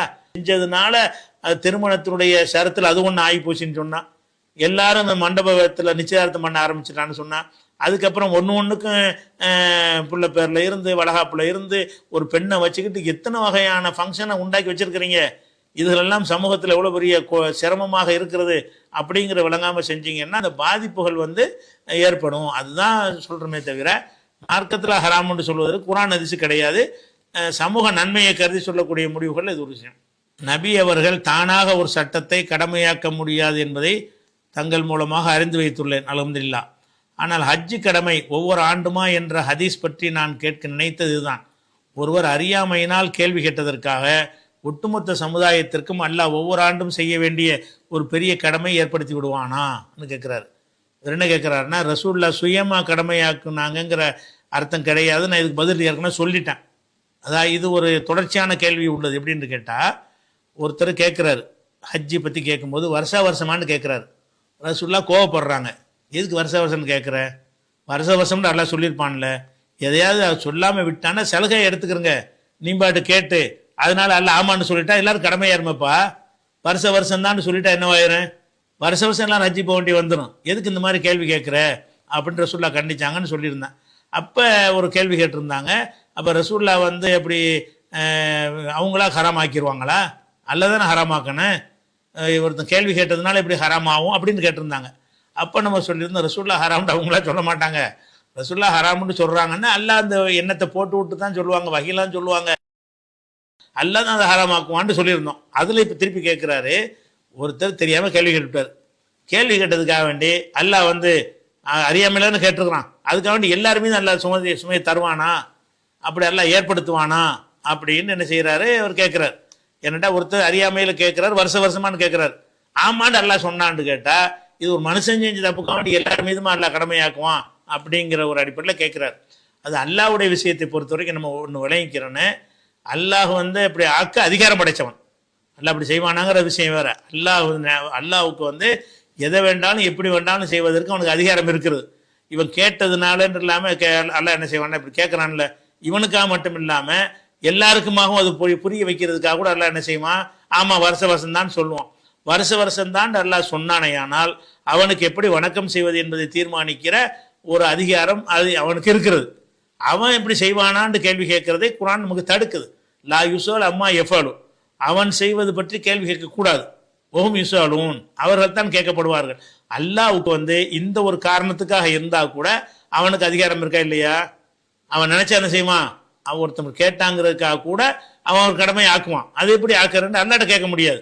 அப்படிங்கிற அந்த அல்லாஹ்வுக்கு அந்த அதிகாரம் இருக்கிறதுனால ரசூல் என்ன செய்கிறாங்கன்னா, நீ பாட்டு கேட்க அல்லாஹ் அதை கடமையை கூட்டா என்னப்பா செய்கிறது, எதுக்கு இந்த மாதிரிலாம் கேள்வி கேட்குறீங்க என்பதை கண்டிப்பதற்கு சொன்னாங்களே தவிர அல்லாஹ் அப்படி செய்வானான்னா ரசூல்லா சொல்வதன் மூலமாக அல்லாஹ் அந்த மாதிரி செய்வதற்கு அதிகாரம் படைத்தவன். அவ்வளோ வேணா போதும் நமக்கு. அடுத்தது, ஒரு பெண் இரவில் எழுந்து தொழுது விட்டு தன் கணவனையும் எழுப்பி அவன் எழ மறுத்தால் அவனது முகத்தில் தண்ணீர் தெளித்து எழுப்பும் பெண்ணுக்கு அல்லாஹ் அருள் புரிவானாக என்று நபி ஸல்லல்லாஹு அலைஹி வஸல்லம் அவர்கள் கூறினார்கள். கணவன் இரவில் தாமதமாக படுத்திருந்தாலும் ஃபஜ்ர் தொழுகைக்கு இவ்வாறு எழுப்ப வேண்டுமா? மேலும் பிள்ளைகள் மற்றும் வீட்டில் உள்ள மற்றவர்களுக்கும் இந்த சட்டம் பொருந்துமா அப்படின்னு சொல்லி ரைஹானா அவரவங்க கேட்குறாங்க. ஆனால் இந்த ஹதீஸில் வந்து ரெண்டு விஷயம் வருது. முதல் விஷயம், பொம்பளைக்கு மட்டும்தான் எடுத்து போட்டிருக்கிறீங்க. அந்த ஹதீஸில் பாதி தான் நீங்கள் சொல்கிறது, மீதி என்னன்னு கேட்டால் ஆம்பளைக்கு உள்ளதும் பாதி இருக்குது. அந்த ஹதீஸ் முழுசு ஹதீஸ் எப்படி வருதுன்னு கேட்டால் நசையில் இருந்து ஹதீஸ் வருது. ரஹிமல்லாஹு ரஜுலன், ஒரு மனிதனுக்கு ஒரு ஆம்பளைக்கு அல்ல அருள்வானாக, காம மினல் லைலி, அவன் இரவிலே எழுந்து இப்போ சல்லா தொழுகிறான், சும்மா ஐக்கல்ல இம்ராத்தகு, பிறகு அவனுடைய மனைவியை எழுப்பி விடுகிறான், இப்போ சல்லத்து அவளும் தொழுகிறாள், பொயின் அபத்து அவள் மறுத்தாள், நல்லஹஃபி வஜீஹல் மா, அவளுடைய முகத்தில் தண்ணீரை தெளிக்கிறான், அப்படி அந்த மனுஷனுக்கு அல்லாஹ் வந்து அருள் புரிவானாக அப்படின்னு சொல்லிட்டு தான் பொம்பளைக்கு சொல்லப்படுது. அதே மாதிரி ஒரு பொம்பளை இருக்கிறாள் என்று சொன்னால் அவள் இரவில் எழுந்து தொழுகிறாள், கணவனை எழுப்பி விடுகிறாள், அவளும் தொழுகிறாள், அவன் மேல் முகத்தில் தண்ணீரை தெளிக்கிறாள், அவளுக்கு அல்லாஹ் அருள் புரிவானாகன்னு ரெண்டு பேருக்கும் சொல்லப்படுற ஒரு விஷயம். இந்த ஹதீஸை பொறுத்த வரைக்கும் நசையில் இருக்கிறது, அபுதாவுதில் இருக்கிறது, இப்னு மாஜாவில் இருக்கிறது, இப்னு ஹுசைமாவில் இருக்கிறது, இப்னு ஹிப்பானில் இருக்கிறது, ஹாக்கிமில் இருக்கிறது. இவ்வளோ நூல்களில் இந்த ஹதீஸ் வருது. அறிவிப்பாளர் எடுத்து பார்த்தீங்கன்னா கரெக்டான அறிவிப்பாளராக இருக்கிறது. ஆனால் இது ஃபஜ்ர் தொழுகையை பற்றி சொல்லக்கூடிய ஹதீஸ் இல்லை. இது இரவு தொழுகைக்கு சொல்கிறது. ஃபஜ்ர்னு வரல, இரவுல எந்திரிச்சு தொழுவுறு. தஹஜ்ஜ தொழுகிறாங்கல்ல, தஹஜ்ஜ தொழுகிற 12 மணிக்கு எந்திரிச்சு அவனும் தொழுதுட்டு மனைவியும் தொலை வச்சு, மனைவி தொழுதுட்டு கணவனையும் தொலை வச்சுன்னு சொல்லி வர்றத இது ஃபஜ்ர் தொழுகைக்கு அப்படி எழுப்பணுமான்னு நீங்கள் கேள்வி கேட்குறீங்க. நீங்கள் அந்த இரவுன்னு சொல்லுவதை ஃபஜ்ருன்னு விளங்கிட்டு கேட்குறீங்க. அதில் ஃபஜ்ருங்கிற புரிகிற மாதிரி வாசகமே வரல. எப்படி வருதுன்னு கேட்டால், ரஹிமல்லாஹு ரஜுலன் காம மினல் லைலி, இரவில் எழுந்து சல்லா தொழுகிறான், இரவு தொழுகை தொழுகிறான். அவனா தொழுகிறது. ஃபஜ்ர் தொழுது ஜமாத்துக்கு போயிடுவானே. ரஹிமல்லாஹு ரஜுலன் காம மினல் லைலி இப்போ சல்லா, இரவுல நின்று தொழுகிறான அந்த ஆம்பளைக்கு அல்ல அருள் விடுவானாக. தொழுது முடிச்சுட்டு சும்மா ஐக்கல இம்ராத்துஹு, மனைவியும் எழுப்பி விடுகிறான். இப்போ செல்லத்து அவளும் தொழுகிறாள். ஃபைன் நபத், அவள் மறுப்பாளையானால் நல்லஹஃபி வஜிகள், முகத்தில் தண்ணீரை தெளித்து எழுப்பி விடுறான். இப்படி செஞ்சானையானால் அவளுக்கும் அல்லாஹ் அருள் புரிவானாகன்னு சொல்லிட்டாங்க. இது யாருக்கு உள்ளது? இது ஆணுக்கு உள்ளது, பெண்ணுக்கு உள்ளது. எதுக்கு உள்ளது? இரவு தொழுகைக்கு உள்ளது. இது ஒரு கட்டாயமான ஒரு விஷயமான்னு கேட்டால் இதில் விதிவிலக்குகள்லாம் இருக்குது. பரலான தொழுகைக்கே என்ன செய்யுது? விதிவிலக்கு இருக்கா இல்லையா? ஒரு பெண் ரசூலுல்லாஹ்ட்ட கேட்குறாங்கல்ல, கணவன் மீது குற்றச்சாட்டு சுமத்துறாங்க. அந்த குற்றச்சாட்டில் முக்கியமான குற்றச்சாட்டு என்னன்னு கேட்டால், என் கணவர் சுபுவுக்கு எந்திரிக்க மாட்டேங்கிறார். இது இரவு தொழுகை தான். அது சுபுவுக்கு எந்திரிக்க மாட்டேங்கிறாருன்னு சொல்லி புகார் பண்ணுறாங்க. அப்போ கணவரை கூப்பிட்டு ரசூலுல்லாஹ் விசாரிக்கிறாங்க. இது ஒரு 3 வாரத்துக்கு முன்னாடி உங்களுக்கு லைவ்ல சொன்ன ஒரு செய்தி. அப்போ ரசூலுல்லாஹ் கூப்பிட்டு அவர் என்ன செய்கிறாங்க? விசாரிக்கிறாங்க. அவர் என்ன செய்கிறாருன்னா, ஆமாம் நான் சுபுவுக்கு எந்திரிக்கிறது இல்லை, ஏன்னா ராத்திரி பூரா வேலை செஞ்சுட்டு சுபுக்கு நெருக்கமாக தான் நாங்கள் வருவோம். தண்ணி பாய்ச்சிற வேலை எங்களுக்கு வட்டகத்தின் மூலமாக, கமலை மூலமாக தண்ணீர் இறைத்து விட்டு சோர்ந்து போய் நாங்கள் வருவோம். வந்தோம் படுத்தா எந்திரிக்க இயலாது. ஆனால் அவ்வளோ இந்த சுபுக்கு கொஞ்சம் முன்னாடி தான் சேர்றாங்க. அப்படி கண்ணு சொக்கி போயிடும். அப்படி தூங்கிட்டாங்கன்னா என்ன பண்ணுறது? இப்படி ரசூலுல்லாஹ் சொல்லவும் செய்கிறாங்க. நீங்கள் தொழுவைக்குன்னு போயிட்டீங்களா, அப்படி கண்ணை சொல்லட்டினா பேசாமல் தூங்கிருங்க, தூக்கம் போகணுன்னு தொழுங்கிறாங்க. பொதுவாக கூட நீங்கள் தொழுகவே பள்ளியாசலுக்கு போயிட்டீங்க, அப்படி திரட்டுது, அதுக்கு பேர் தொழுகையா? பேசாமல் வீட்டுக்கு வந்துட வேண்டிய, தூங்கிட வேண்டியதான். தூங்கிட்டு தூக்கம் போனவொன்னே தொழுவுங்கிறாங்க. அப்படிங்கும்போது ஃபஜ்ர் தொழுகைக்கே இந்த மாதிரி கண்டிஷன் உள்ளவருக்கு விதிவிலக்கு இருக்கிறது. அப்போ இரவு தொழுகைக்கு கண்டிப்பாக அந்த விதிவிலக்கு இருக்கிறது. அந்த மாதிரி மாப்பிள்ளைக்கு போய் தண்ணியை ஊற்றி விடலாமா? ராத்திரி பூரா வேலை செஞ்சுட்டு வர்றான், மூஞ்சில் தண்ணியை ஊற்றினா இப்படி அதுக்கு பொருந்தாது. சாதாரணமாக உள்ள நிலையில் உள்ளது. அதே மாதிரி இதில் அதில் தொழுகிறதுக்கு குளிப்பு கடமையான குளிச்சவர்களாக இருக்கணும். இரவுல தாம்பத்தியம் ஈடுபட்டுட்டு இரவு தொழுகை தொழுகிறான், குளிச்சுட்டு தான் தொழுவணும். குளிக்க போய் இவன் குளிச்சுட்டு தொழுகிறான், அவளையும் குளிக்க வைக்கணுமா இல்லையா? அப்படிலாம் தண்ணி ஊற்றி எழுப்பினா சரியா வருமா? அப்படிலாம் பல விஷயம் இருக்குது. அதனால இது சாத்தியப்பட்டுச்சுன்னா செய்வது சிறந்தது. ஆனால் என்ன கவனிக்கணும்? அவளுடைய நிலைமையும் கவனிக்கணும், இவனுடைய நிலைமையும் கவனிக்கணும். மார்க்கத்தில் அவங்க விதிவிலக்கு பெற்றவங்களான்னு கவனிக்கணும். ஆணாக இருந்தாலும் பெண்ணாக இருந்தாலும் இவங்க எழுந்திருக்காமல் இருப்பதற்கு விதிவிலக்கு பெற்றவங்களா இருக்கிறாங்களா? அப்படி இருந்தாங்கன்னா இதை பொருத்தக்கூடாதுல்ல. அவங்களும் இது கிடையாது. சும்மா ஃப்ரீயாக உள்ள ஆளுக்கு, சாதாரணமாக உள்ள ஆளுக்கு எழுப்புறான்னு ஒரு பஞ்சாயத்து வராது. அந்த மாதிரி இருக்கிற ஆட்களுக்கு தான் இது அமுல்படுத்தணுமே தவிர, அதுவும் இரவு தொழுகைக்கு தான் வந்திருக்கே தவிர என்ன கிடையாது, ஃபஜ்ருக்கு கிடையாது. இரவு தொழுகைக்காக இருந்தாலும் சரி, ஃபஜ்ருக்காக இருந்தாலும் சரி, அந்த கணவனுடைய நிலைமை, மனைவியுடைய நிலைமை, அவங்களுக்கு எழுப்புறதுலேருந்து விதிவிலக்கு பெற்றவர்களாக இருப்பார்களே ஆனால் அவர்களுக்கு இந்த ஹதீஸை நம்ம என்ன செய்யக்கூடாது? பொருத்தக்கூடாது. இன்ஷா அல்லாஹ் மீது உள்ள கேள்விகளை அடுத்தடுத்த வாரங்களில் பார்க்கலாம். அஸ்ஸலாமு அலைக்கும்.